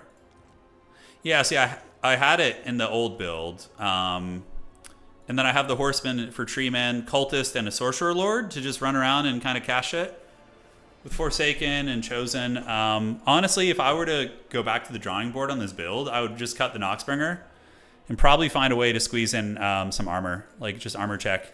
Yeah, something like that. And we cut you and get another armor piece. And yeah, so the Cultists are hard to kill. The Chaos Sorcerer is durable. You just get a big armor check. Forsaken and Reserve Furies. Yeah, this build is fine. Something like this would work. I don't even know how this would hang. I feel like a Waywatcher build would probably just snipe the Cultists. So arguably, if you want to be even safer, you cut the Cultists and you just get even more armor. You just get like 2 more of these. Yeah, like something like this can be pretty threatening against that. You asked your girl for Zote play in the bedroom. She broke up with you. Oh, shit, man. Sorry to hear that. All right. So let's see. Let's see how top 4 is looking. I think we're about there. It is time to get rolling. Felcon hasn't competed in like 4 years, 5 years. Yeah. Whenever Warhammer 3 came out in 22, right? So 3 years. Yeah. All right. So let's refresh and see what top 4 looks like. Rot Knights are okay. They're risky, though, if you're playing against Wild Hunters of Kurnus as well as Waywatchers. Waywatchers will melt your Rot Knights and basically just end your game. So it's very... Chaos Knights might arguably be safer. Yeah. Okay, let's go to this. Take a look there. I think the top 4 is basically set. Because we have Ponti and Hyoke playing here. Neither of them can qualify. So we got Blood Penguin is... Nobody went undefeated tonight. Everybody lost a game. We got Blood Penguin, Alexander D's Nuts, and we have Maximillionaire. And then we have Attack Speed Enjoyer, who looks like he made it too. Yeah, Felcon was definitely one of the most Chadley players. No, he didn't use the debug camera. Very innovative play. I agree. Yeah, Michael, somewhere in the abyss.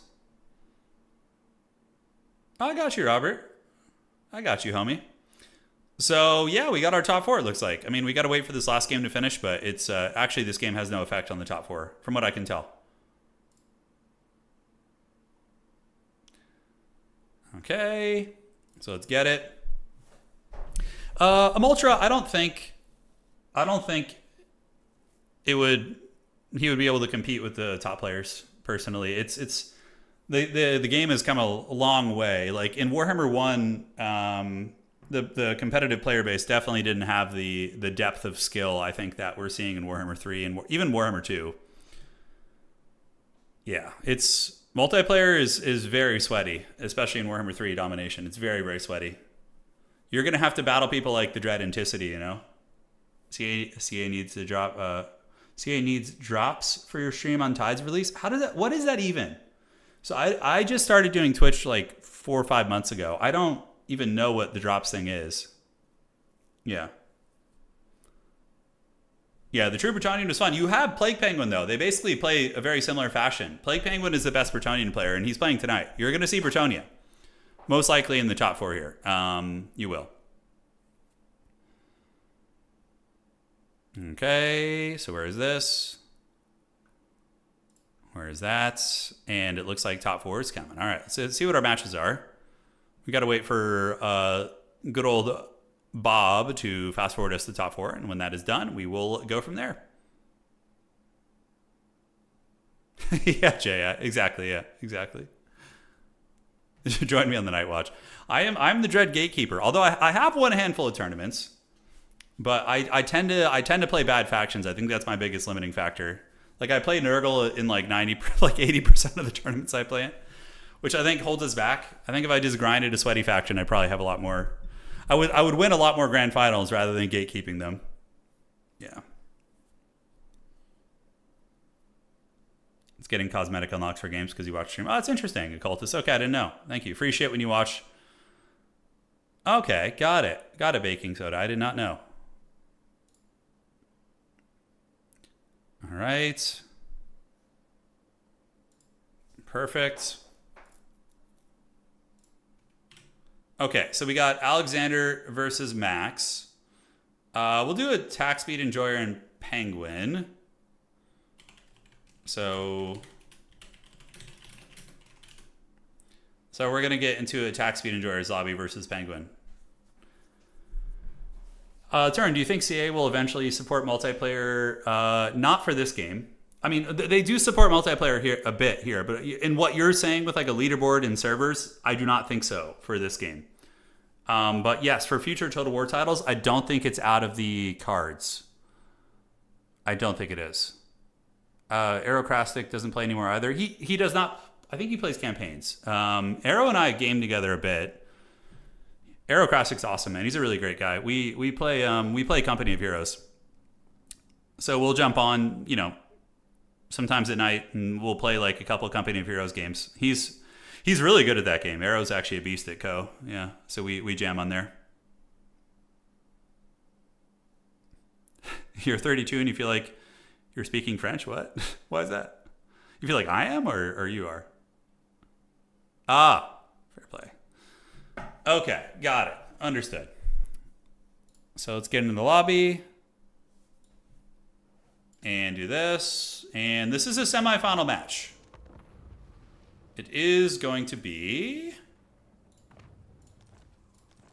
Oh, you gave me a bad invite code, you dirty dog. Is it this one? Let's see. Refresh. Slanesh versus Bretonia. Oh boy. The evil Slanesh.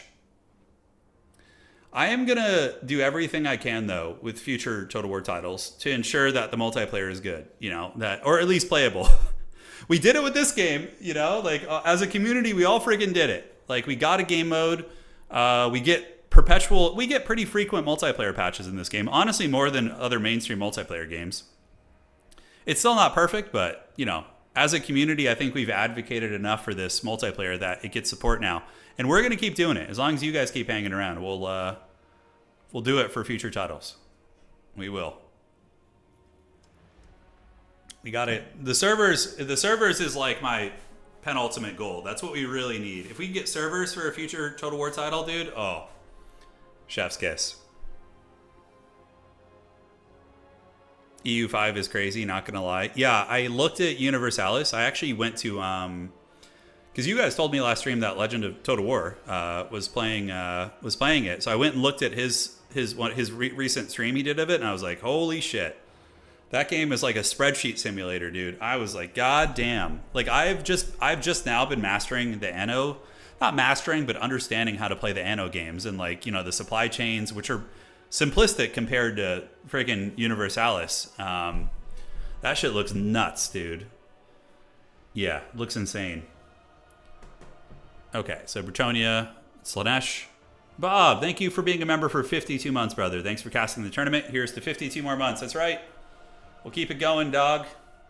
Keep it going all day, every day. The good times will continue. The good times will roll. Now we just needed a game with orcs and spreadsheets, yeah. Yeah, the Universalis, though, it could be fun. I mean, I'd have to take a peek at it. I'm not opposed to it. I'm not opposed to it. It could happen. What are the different civilizations you can play in that game? Or do you just make your own civilization?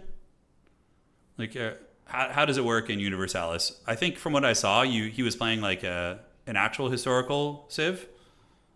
And what time frame does it take place in? Couple bombarding you guys with questions, but if we can get some answers, we'll see. How's the combat in Anno? It's all right. It's not like Total War quality, but it's functional. Like naval combat is fun. And land-based combat is just, you know, it's much more simplistic because it's more about the city building, but it's still fun. Okay, 1300s, so 14th century to 19th century. Okay. Can literally play anyone in history in the period. Wow. It probably isn't fun to watch though, right? Like the Universalis game.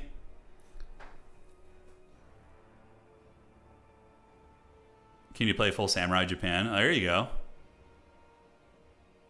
Yeah, it can't be that fun to watch. It's probably like watching paint dry, right? I guess it depends on who you're watching, but I would imagine there's some military, you know, aspects you can do and like political subterfuge. You can pick any country on the map. Wow. Yeah. Yeah, no, those are on a rainy day coffee games. You play for a full day with zero interaction with anyone. Got it.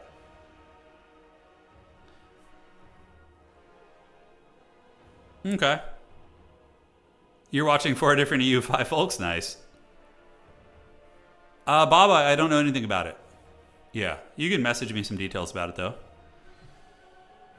Okay, I'm reading all of you guys' answers here. Can I do accents? What? It's a game of find the cheese. Okay, I'm not sure. I mean, what is the metaphorical cheese in this analogy? Yeah, Crusader Kings I have played. I did a stream of a multiplayer stream of Crusader Kings when it came out, which was actually pretty fun. It was I was playing as Ireland, and Italian Spartacus was my ally, and we were like, it was actually really funny. So Italian Spartacus and I were allies in Crusader Kings on that stream, and we just kept perpetually assassinating one of our friends who was another player of the multiplayer game. So we literally assassinated him together so many times over. His ruler that like his ruler eventually became like a child, like a baby. And he was just like, and he didn't know who was doing it. Oh god. Yeah, it was so fun. I remember that was actually really funny. Have to make edited videos. Okay, got it. Yeah, that shit was really goddamn funny. I remember that. All right. So the Penguin looks about ready. Slaanesh is about ready. Penguin's picking his heraldry right now. And so it begins. The cheesiest ways to exploit the game. Got it. Okay. Yeah, I'm sure there's some. Well, that's definitely right up Legends alley. He's gonna love that. Yeah, I mean Total War. Abusing the Total War AI is pretty easy to figure out. Like you can get their movement patterns down pretty quickly, and if you have enough patience, you can really just cheese it out. I don't find that fun myself, but I understand some people who might. Hearts of Iron 4 has the best multiplayer. Yeah, it never called to me. Never called to me. I know I watched it a little bit when during the dreaded Grubby event we had my opponent was a Hearts of Iron 4 player. So I learned a little bit about it from that, seeing some of the gameplay there. It actually looks pretty intense. Like late game Hearts of Iron 4 multiplayer looks pretty sweaty actually. Because there's so much going on that you have to keep tabs on, right? Yeah, you got a whole lot going on. Just got back. Hey Lucas, we are on semifinals right now. So we got the semis here. And so it begins. There are some ways to cheese in the Anno game that I've discovered. Like you can instantly load your troops from a ship and teleport them onto the shores. And then you can instantly teleport them back to your ship to avoid bad situations. There's no like real risk of landing. But aside from that, I haven't discovered too many cheeses yet. Yeah. If CA added a specific colorway or heraldry for the Dukes of Haggard, yeah, that would be cool. That would be very fun. All right, guys, let's get it. Let's have some fun. Thank you guys all for joining tonight, choosing to spend your afternoons here. Welcome to the tournament, and this is going to be the semifinals. Slaanesh versus Bretonnia. Grail Knights will be out. Grail Knights can defeat many of the Slaanesh mobility pieces. They crush Hellstriders. They will beat Seekers at a cost and do defeat Fiends if they get the charge as well. And so it begins. Let us know your wagers, your guesses here. It is going to be the Changers Madhouse, a very, very cool map. It's like a Zinchian hellscape here. The map makers have done a great job for the domination community. They've done such a good job. Oh, that's actually really cool. Look at that. Oh, there's like an eye frozen under ice, it looks like. Oh, that's very Lovecraftian there. That's cool. In EU5, you can play multiplayer with up to 128 people. Jeez Louise. That's nuts. I might actually look into it based on what you guys are saying. I love political. Is there political scheming in Universalis in EU5? Like, can you do fat troll politics and backstabbing and schemes? Like, do you have that kind of thing? Yeah.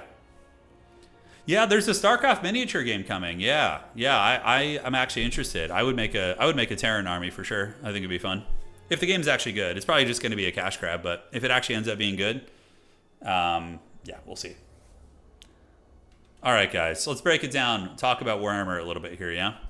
So taking a look, guys, we do have Plague Penguin, the #1 Bretonnian player in the world, playing the Mounted Yeoman Archer Corps, which is great. Gives you a little bit of speed to contest the Slaanesh Horsemen, and they do outrange the Horsemen. Slaanesh Horsemen only have 80 range. These guys have 125, so they actually do win that trade there. Looking at the rest of the Bretonnian army, Chaff. You don't really want to present a good quality front line against Slaanesh, in my opinion. Flock of Doomcaster to punish the blobs. We do have the Grail Relique, which is going to be AoE buffing these guys, so they're all going to be getting it. Very, very nice. And then it's going to be Knights of the Realm, and I would imagine Grail Knights will be getting called in relatively soon. All right. And Alberic. Who doesn't bring Alberic? He's super good. I mean, Lewin is better in some matchups, but Alberic's anti-large is crazy because you can call in Knights Errant, and give them bonus first large, which is very useful against like Hellstriders. And looking at the great attack speed enjoyer, one of the great RTK champions out there, he is going to be using Horsemen of Slaanesh and actually armor checking his opponent. Wow. Okay, so doing an old school armor check. We got Chaos Warriors, Devoted Marauders, Chaos Warriors, and then also we have a Greater Demon. So the Keeper of Secrets is here. It's going to be setting up. And yeah, Sings a Menace. It's going to be having Pibane of Slaanesh? No, it's going to be using Melkoths, and of course does have Seductive Glory. So it is able to rampage units that get a little bit too close to it. All right. So it begins. The Giga Chad Mounted Yeoman bullying the Virgin Marauder Horsemen of Slaanesh, pushing them back, and he is going to be getting the double cap out of the gates, as we do see the Knights of the Realm coming up, and Battle Pilgrims. Wow. Homie going triple Battle Pilgrims, including the Holy Wardens of Lomontisol. Look at that. Badass, man. That was Melkoths activated here, as some of the Knights do try and fend off the Marauder Horsemen. Melkoths will do a little bit of damage against the Yeoman, but I can't help but feel it's a waste of Winds of Magic when, you have Knights on the battlefield. On the outside, Seekers of Slaanesh are coming in. Mycental, there you go. I got you, Urathon, thank you. But the Seekers will be scary. Although if the Knights of the Realm get a good charge in them, it can be a pretty atrocious fight. More Knights of the Realm going to be called out as the Legions of Bretonnia prepare to put their feet down on the middle of the map right there. Retreating are the Seekers, skirmishing away from the Archers. Alberic is going to be needed to break the armor in the middle. He is a big AP fighter. Oh, wait, what the hell? Alberic is not on his big beast. He's just on a Griffin. Or a Pegasus. Oh, man. Okay. Look at that. So, Forsaken surging in. Going to be run down by some of the Knights of the Realm. Forsaken do not have good melee defense, so they certainly don't like eating shot cap charges, and many of those foul monsters are going to be banished back to the abyss from whence they came. Countercharging, though, are the Seekers of Slaanesh, so Alberic is going to need to help out, and if he's able to get a big old fancy... Oh, they're so bunched up! Oh my god, if he gets a Wrath of Madon right there, that's going to just absolutely wreck those Seekers. Is he going to do it? Oh my god, look how bunched up they are. That would just insta-kill that whole unit. Wowza. I don't know if he's going to, though. So, oh no, he's got Flock of Doom, but where's his Trident? Does he not have it? He does have it, but I guess... Look, the Knights of the Realm didn't need it. Just the Flock of Doom and the big cab charge coming in, and those Seekers get their bread buttered super freaking hard by the Giga Chad Bretonnians. In the meantime, we do see the Keeper of Secrets going for a dive in the backfield, and is it going to rampage the caster? Rampaging and killing the damsel will be pretty big. Nope, looks like it's going to be saving it. In the front line, Bretonnia holding it down, using their chaff to fight the warriors, and Grail Reliques to hold their centerpiece. And the Knights of the Realm fighting against the Seekers still over here, as well as some of the Forsaken. Alberic's got to be careful. He does not want to get rampaged by the big Greater Demon. Value trading pretty even, which is certainly good for the Bretonnians at this point in the game. And it looks like there's going to be a Narcissism activated here, which is going to be locking down the Knights of the Lionheart and leaving these poor Knights of the Realm to fight a very tough fight as they battle it out versus the Seekers. Greater Demon poking, Alberic thinking about going in, and we do get Yeoman screaming in from the sides. And these Yeomen will have bonus first large when Alberic is nearby. I mean, how freaking cost effective is that? On the middle, the Bretonnians very Chadly. The Holy Wardens of Montisol smashing the Devoted Marauders. And Objective 2, looking like Bretonnia's got their grips on it, man. Knights of the Realm getting a surround against the Exalted Keeper. And Knights of the Lionhearted with the magic damage. We do see the Sweet Sorrow activated to give speed. But the Greater Demons of Slaanesh do not have the best mass. I mean, it's okay. But look at this, guys.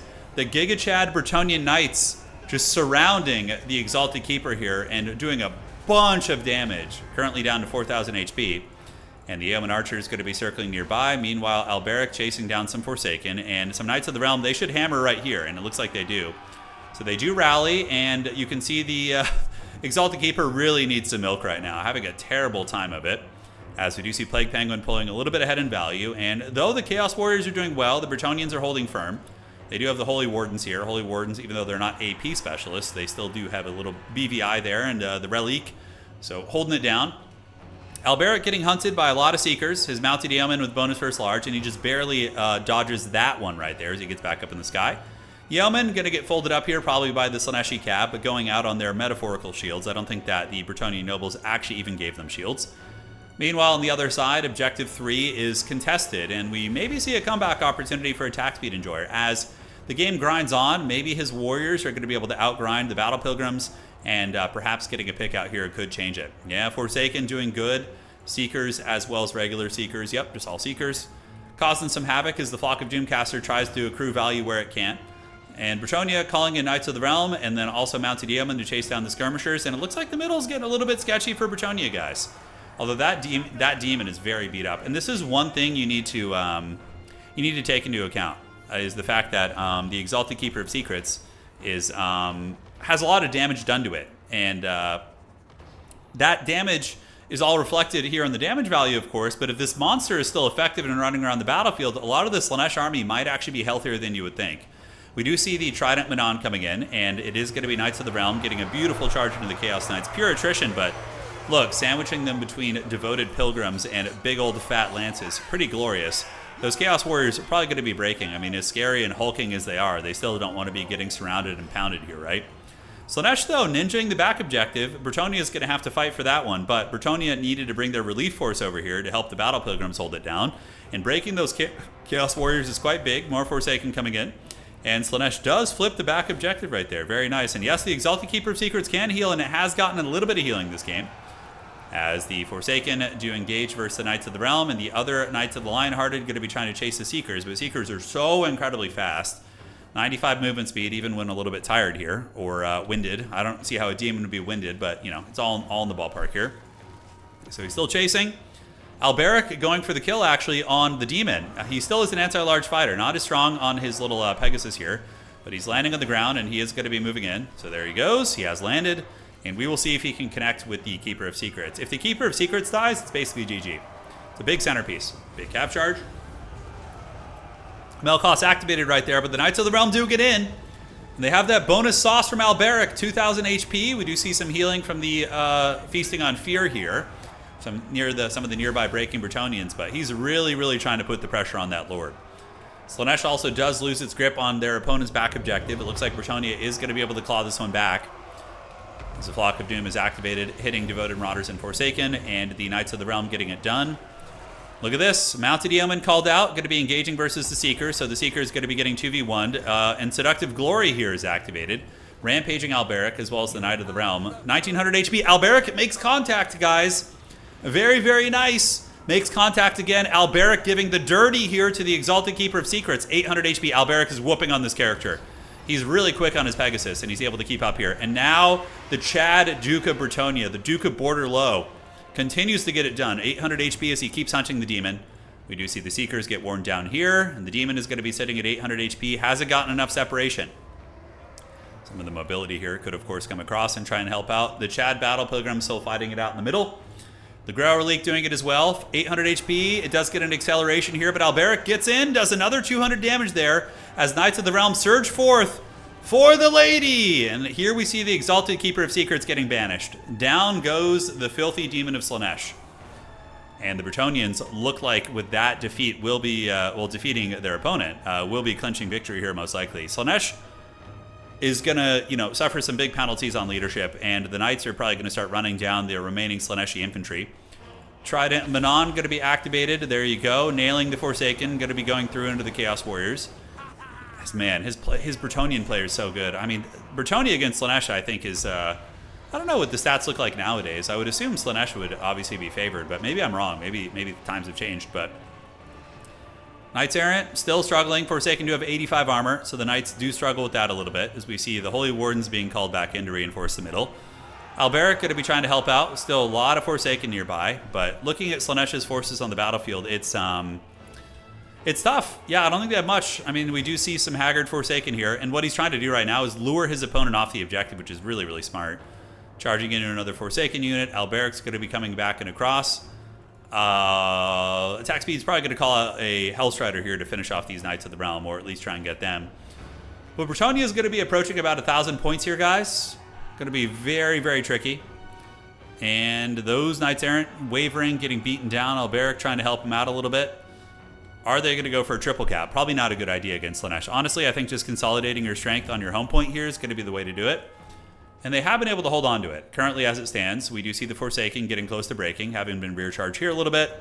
And Knights Errant going to be coming in here and should be able to run these guys down. Yeah, they are going to do it. All right, Forsaken pressuring the back objective. Last desperate attempts here from Slaanesh. It's very close. The Knights might get there in time to salvage it, and they do get there, but it does flip to Slaanesh. So Slaanesh going to lose it very quickly, though. As the Forsaken going to get folded up, and Attack Speed Enjoyer does call in, as we anticipated, some Seekers to finish off those anti-large Knights of the Realm that delve too greedily and too deeply in enemy territory. Forsaken still fighting it out, but the Holy Wardens are going to come in and just absolutely lay a whooping on these Devoted Marauders. Their bonus versus infantry, fire damage is cute, more of an aesthetic thing, but in this matchup at least. But they do push through, and honestly, the magic damage is also relevant. I mean, Slaaneshi Demons, Seekers, Fiends, things like that. The Holy Wardens actually bring a lot to the table against them. And Bretonnia is going to be stabilizing its back point here, as Pegasus Alberic is probably just going to be mirroring the movements of these units, so wherever those bad boys go, and just, you know, causing havoc there, basically. I don't know about the stats, but at high levels of play, Bretonnia, Slaanesh is one of the most lopsided matchups in the game. This is high-level play, though. I mean, honestly, Attack Speed Enjoyer is the top 16 player, and Plague Penguin is also. Yeah. But he did really good with it, man. I always feel like the Greater Demons of Slaanesh, they're so risky, but I mean, they do have a lot of impact, but they are such glass cannons compared to some of the other Greater Demons. Oh, you're saying in favor of Bretonnia. Okay. So Bretonnia is actually good against Slaanesh these days. It's cool to see. I mean, I'm glad. Slaanesh needs some weaknesses because they're about to get buffed. Like, Slaanesh is going to get a buff. They're getting new units. So hopefully they have some natural predators because it's going to get ugly here soon, I'm sure. All right, in the back, Mounted Yeoman Archers shooting here. These Forsaken probably will not have too much of an impact. The Yeoman probably going to be able to run them down. 1,200 points. Ocean, we are in the semifinals right now. And it looks like Bretonnia is going to be advancing on, defeating Slaanesh. On the backside, the Slaaneshi minions moving in. The Forsaken going to get run down by the Fiends. So there they go. And the Forsaken, though they normally would annihilate several units of Mounted Yeoman, they're very low and beat up, and getting fully enveloped like this going to be a little bit too much for them. Attack Speed Enjoyer calling in some Furies to try and chase those guys down. And, yeah, moving on up. Holy Wardens are hanging. Foot Squires on their way in. Exalted Keeper of Secrets is coming. We can actually look at some of the stats as well. Norska going to be feasting with Kurgan Horsemen. Yeah, man, it's going to be nuts. I mean, Norska is going to be S tier, I think, and I think we'll probably see Slaanesh be even stronger. Getting the Slangors, whatever the hell they are. I didn't look at the video they put up today, so I'm not sure, but hey, Ocean, I appreciate that, man. All right, so on the backside, Yeoman versus the Seekers. Seekers get the Sweet Sorrow. But it's a triple cap thing now, right? And trying to triple cap from somebody who's ahead of you on value and also, you know, has the home field advantage of the back objective here, it's going to be tough. Really nice Flock of Doom, though. Flock of Doom has been amazing this game. It's 1,400 value right there. So Knights of the Realm moving in, getting a nice charge right there. And Foot Squires are here right now. The Seekers of Slaanesh cycle charging a little bit, but not going to have the meat to get through them. Alberic does get lured by the Seductive Glory, and oh shit, he resummoned the Demon. I didn't even notice that. High Elves will be stronger, but I don't think they're going to be S tier unless they get a really broken unit. We'll see. I hope I'm wrong. So yeah, the Greater Demon actually was resummoned. That's a huge investment. Huge. 1,400 points approaching. Knights Errant hanging out on the back point as we do see some Seekers and Furies coming on over. But Bretonnia is basically just dominating this fight. Like getting bonus versus large on all these units, Battle Pilgrims, and look at this Shad Grail Relic, by the way. This thing has 8 freaking HP. It heard no bell whatsoever. It's like, oh, we're fine. We don't need to break. We'll be at 29 leadership here. Yeah, and the Demon's probably going to die again. I mean, it's very enveloped by anti-large cavalry. 1,430 points, Attack Speed Enjoyer fighting to the bitter end, but he has no chance whatsoever. So I'm surprised he hasn't tapped out yet. I am surprised. All right, guys. Sky Cutters could be super annoying. Yeah, we'll see. Sky Cutters are either going to be broken or they're going to be like the what's it called? The Burning Chariot of Tzeentch, which is just absolutely terrible. We'll see. We will see. So, yeah, great play with the Yeoman. The Battle Pilgrims held it down. The Cav able to get the job done. I kind of want to look at the stats of this matchup. Apparently, Bretonnia is good here. It's not a matchup I see often, so I wasn't as familiar. So Bretonnia has a 50% win rate against Slaanesh, according to the stats, which I suppose is a win because Slaanesh is so strong. Okay. And that's only 22 games played, so it's not really a good sample size. Okay, so let's see what we got in the finals here. It's going to be Alexander Nuts versus the Penguin. All right, so it's going to be Penguin on, what was his other faction? Can't recall off the top of my head. All right, so let's go find Alexander's lobby. We must find him. Fresh. It's Tom's lobby. Let's go ahead and do this. And do that. All right. It's funny. So Bob, I saw the link you sent me for Tabletop Tavern. That was literally the name. I was thinking of making a YouTube channel called Tabletop Tavern like 5 years ago with tabletop stuff. All right. So Penguin and Alexander. Yo. Lobby code, please. Hal's got an ability that increases their range by 100% and snipes. Oh, okay. Gives a snipe. Nice. Yeah, what are the... So, Bob, do you play land battle stuff? You seem to know a little bit about it, or maybe you're active. I haven't seen too many of their tournaments announced recently. Maybe there's still some going on. How's the scene looking over there? Always curious about it. Okay, so is it Tom's lobby? Here it is. There we are. Tabletop Tavern. Let's see what that looks like, Bob. Thank you for the link. So they have a demo for the game. Okay, so it's like Total War-esque battles. RTS meets roguelike chaos. Recruit mercenaries, command them in real time. Is it just battles or... Oh, it doesn't have multiplayer, does it? If there's no multiplayer, I'm not interested. But it does look kind of cool. You know, like Total War formations and... But yeah, you need to have some multiplayer for me to be interested in that. Yeah. Okay. So how are we looking? We got Empire versus Vampire Coast, a classic even matchup, by the way. This one is very even and very fun, so I'm pumped for this. I'm pumped.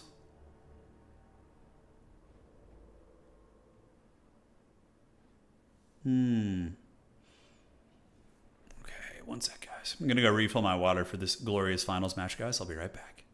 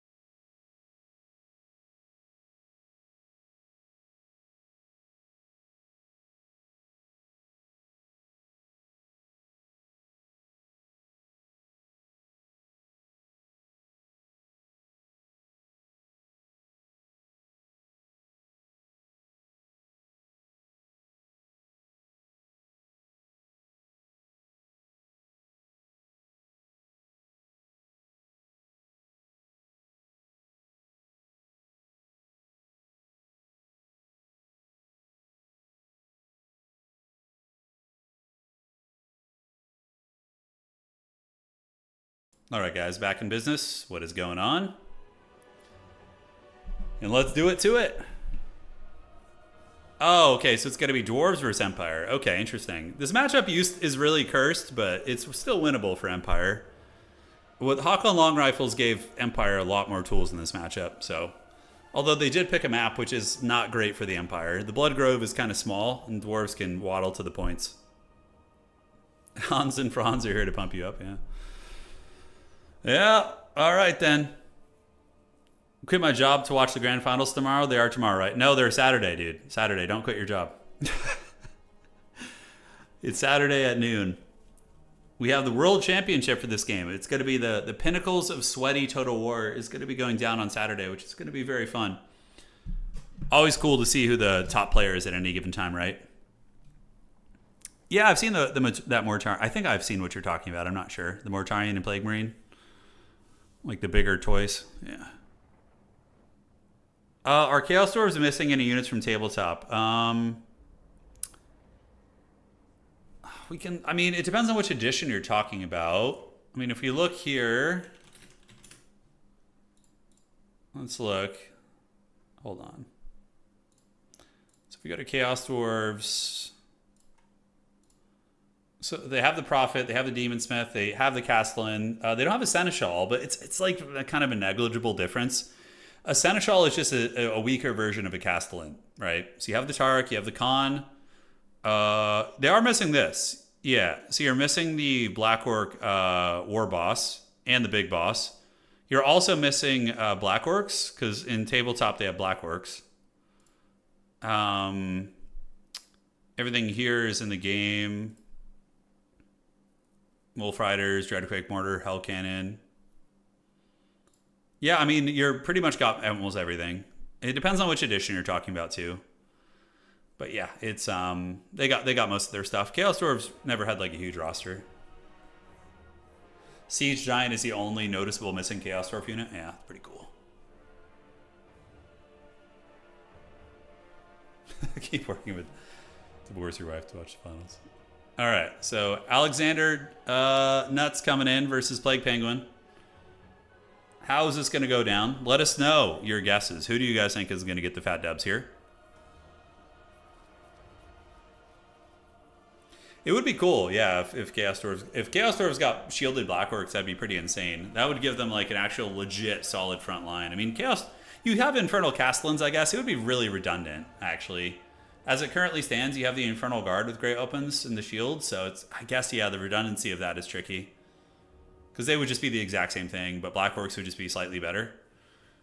Because shielded Black Orcs are immune to psychology, which is super nice. Anticity's not playing tonight, but he's playing on the weekend. We have the World Championship on Saturday. So Saturday at noon, you guys will want to tune into that.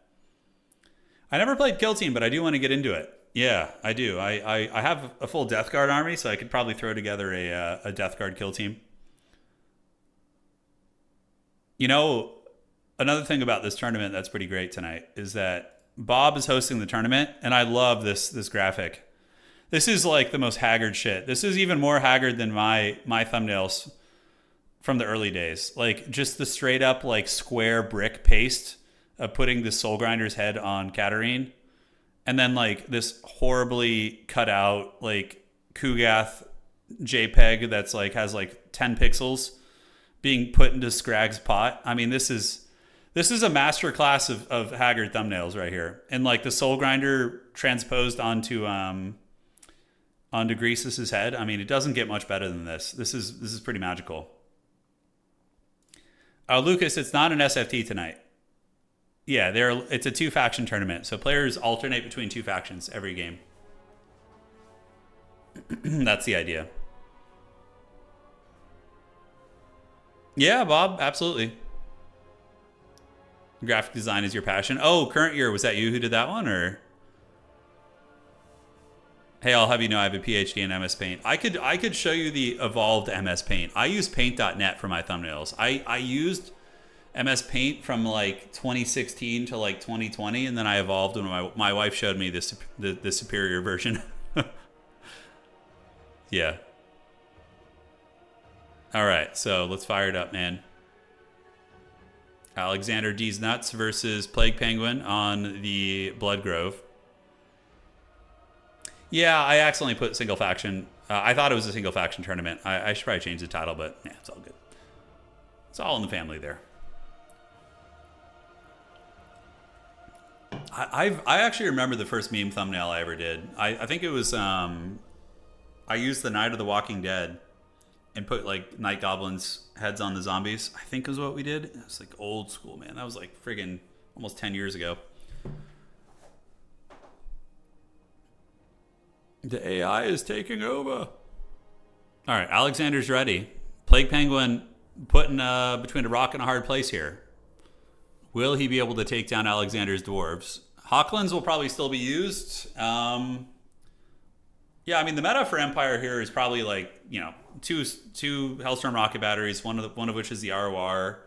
Maybe like 2 Hawklands. I think Black Rose Knights and Empire Knights are pretty good here.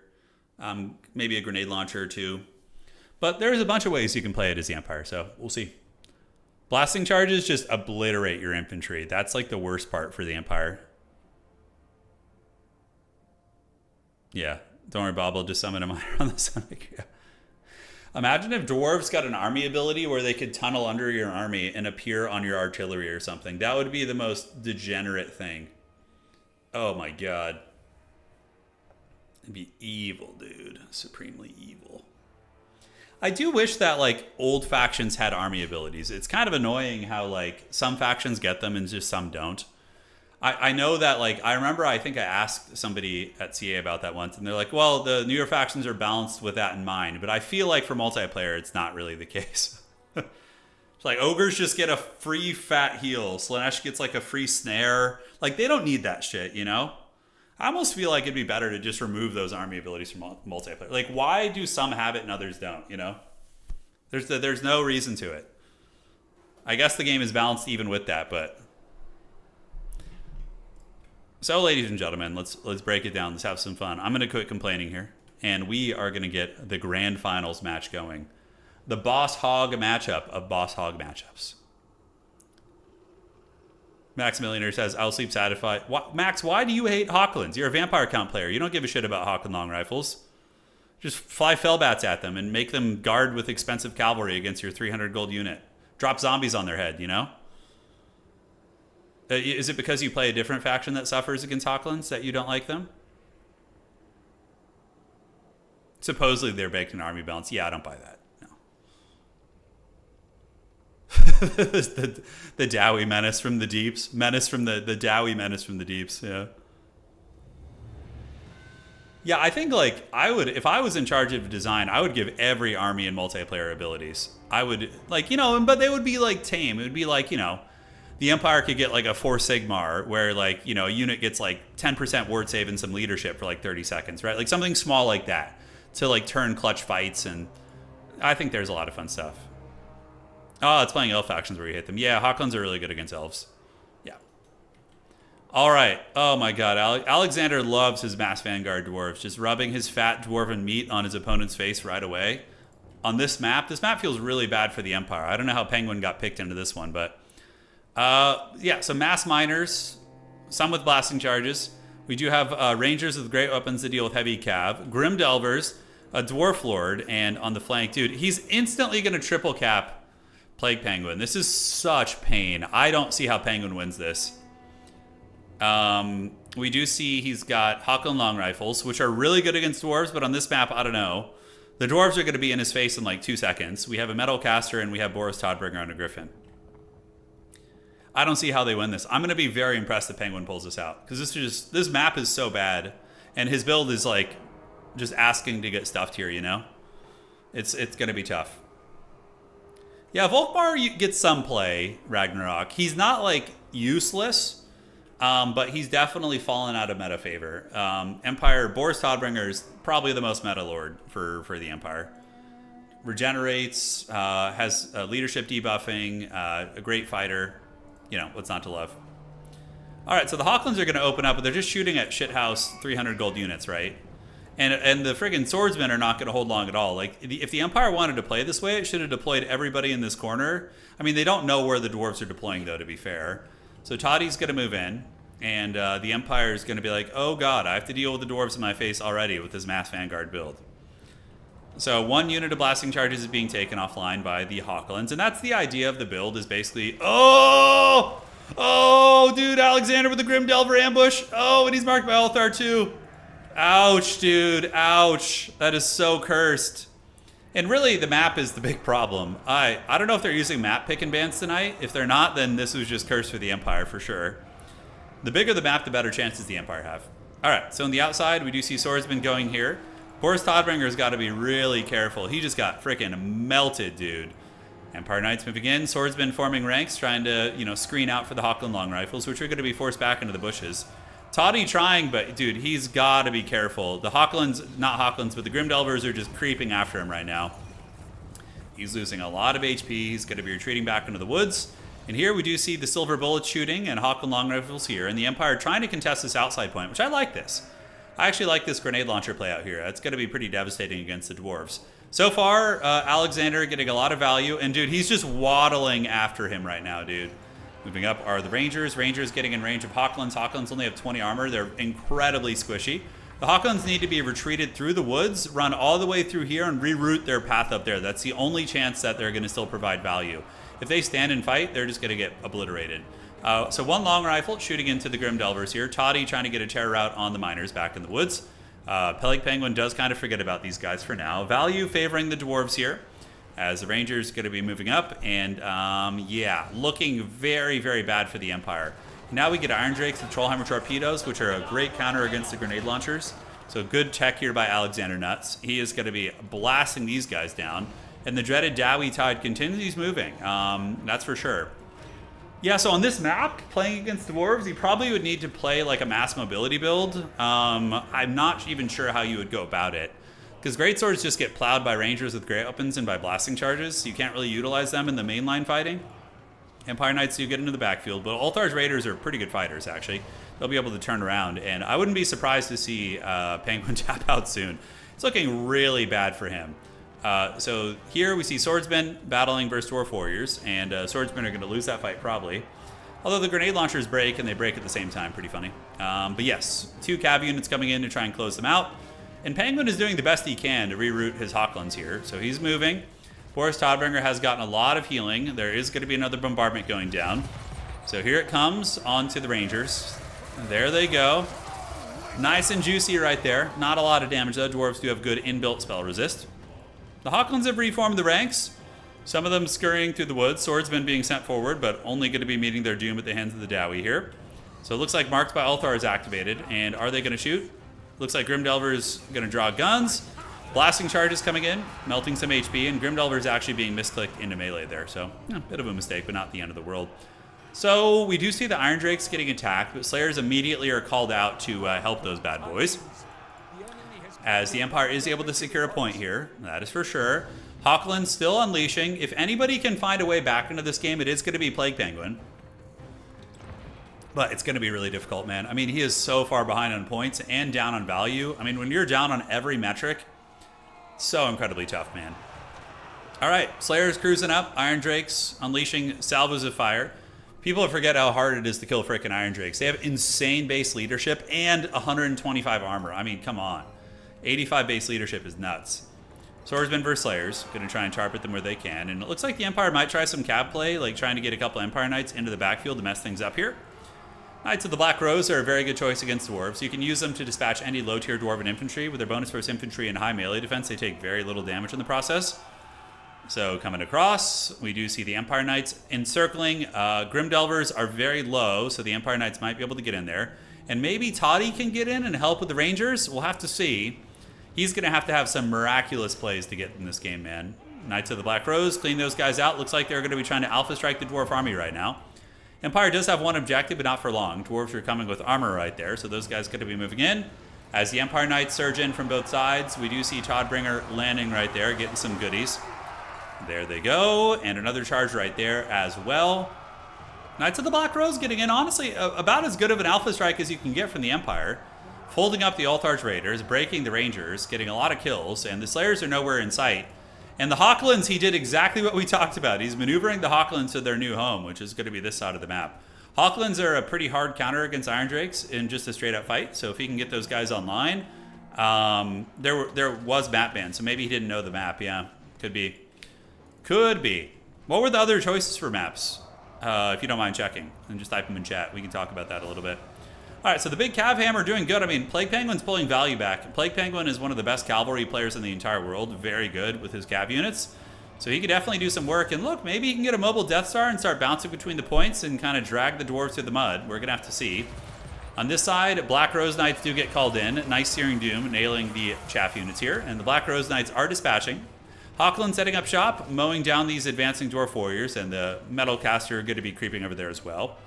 So Itza and Blood Grove are okay. So he didn't really have much of a choice, Dreadsaurian, because the maps being Itza, Creeping Swamp, and Blood Grove, the only map there that isn't dwarf favored is Creeping Swamp. It's probably still dwarf favored, but Alexander, being a good dwarf player, probably just banned Creeping Swamp and forced Plague Penguin onto one of these bad maps. Yeah, those are all dwarf favored maps. The best one is Creeping Swamp, but Alexander gets a map ban too, so it just basically shut him down. Okay, that makes sense. That's really, really bad for the Empire this round in general.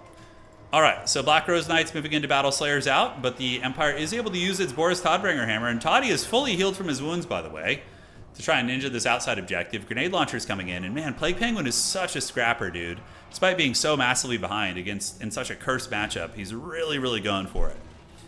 All right, so the Hawklands have planted their feet, and it looks like the Gold Wizard going to be trying to grab the point. I wonder if he has restock. We do see a couple of dwarves in the backfield being very annoying and trying to chase down the long rifle. Some of them are getting caught right there.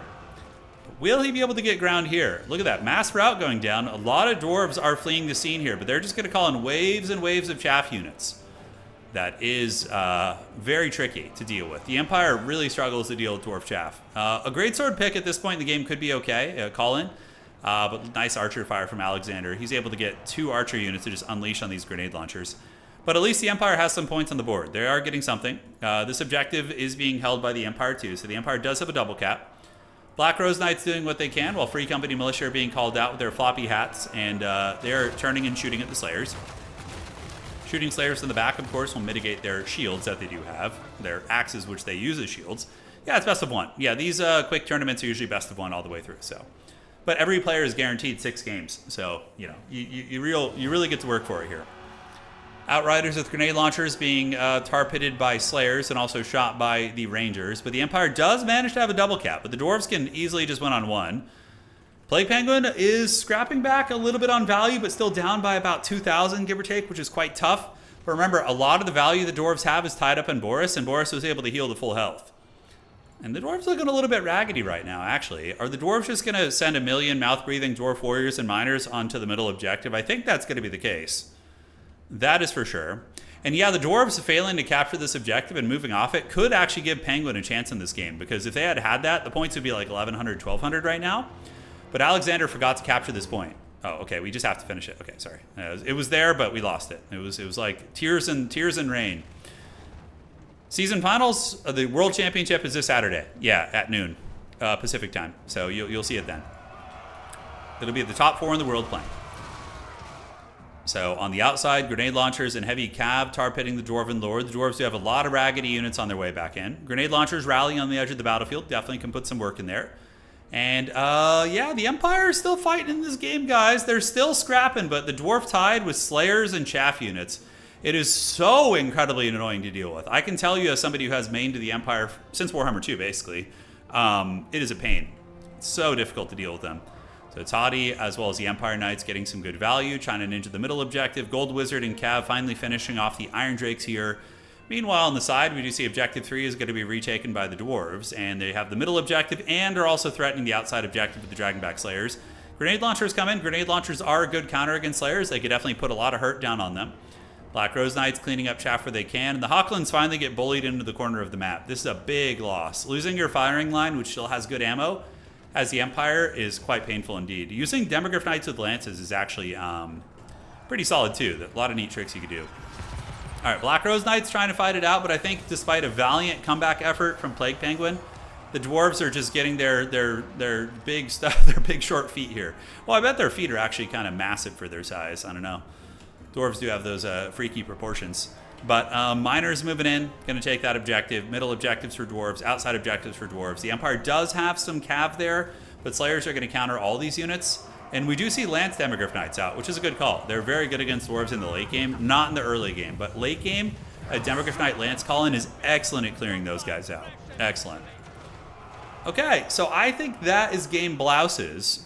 We do see gyrocopters being called in. Oh, it's the Skyhammer, and Penguin's going to be tapping out. Very well played to Alexander. I mean, he showed you guys clinical, normal meta dwarves in that matchup on a small map. Really cursed for the Empire, getting a bad pool of maps for them on the Grand Finals, but a valiant effort nonetheless. I don't think Plague Penguin's build was optimized for this map at all, but he still put up a really good fight and showed why he's one of the top players as well. Question from chat. The Anno streams are going to start, I think, in like 5 or 6 days. We're not allowed to stream it yet, but as soon as I can, I'll let you guys know. All right. GG, well played. That was fun, guys. I hope you enjoyed this tournament. I had a great time hanging out with all of you. Congratulations to Alexander D's Nuts for the glorious win. And well played to Plague Penguin. You're probably wishing Bretonnia against Dwarves also not good for Bretonnia too, so tricky. So guys, GG, well played. If you enjoyed the stream on YouTube, please do drop a like. It helps out quite a bit. And for those of you guys on Twitch, make sure to follow if you enjoyed what you saw. And that's going to be it for tonight. I'm going to go get dinner with my wife. I'm pretty hungry, so we're going to cruise out and get some food. But we'll be back most likely tomorrow. That is going to be the idea. And Saturday, we have the World Championships too. So tomorrow, I think we're going to do some Age of Empires. And then on Saturday, we have the World Championships for Total War Warhammer. So we're going to see who the big dog is. Is Inticity going to go 3 major events in a row and sweep it? That will help him approach the GOAT status for Warhammer 3. He's creeping up on old Houseplant there. All right, guys. See you around. Take care of yourselves. I appreciate you all. And that is it for today. Thanks for watching.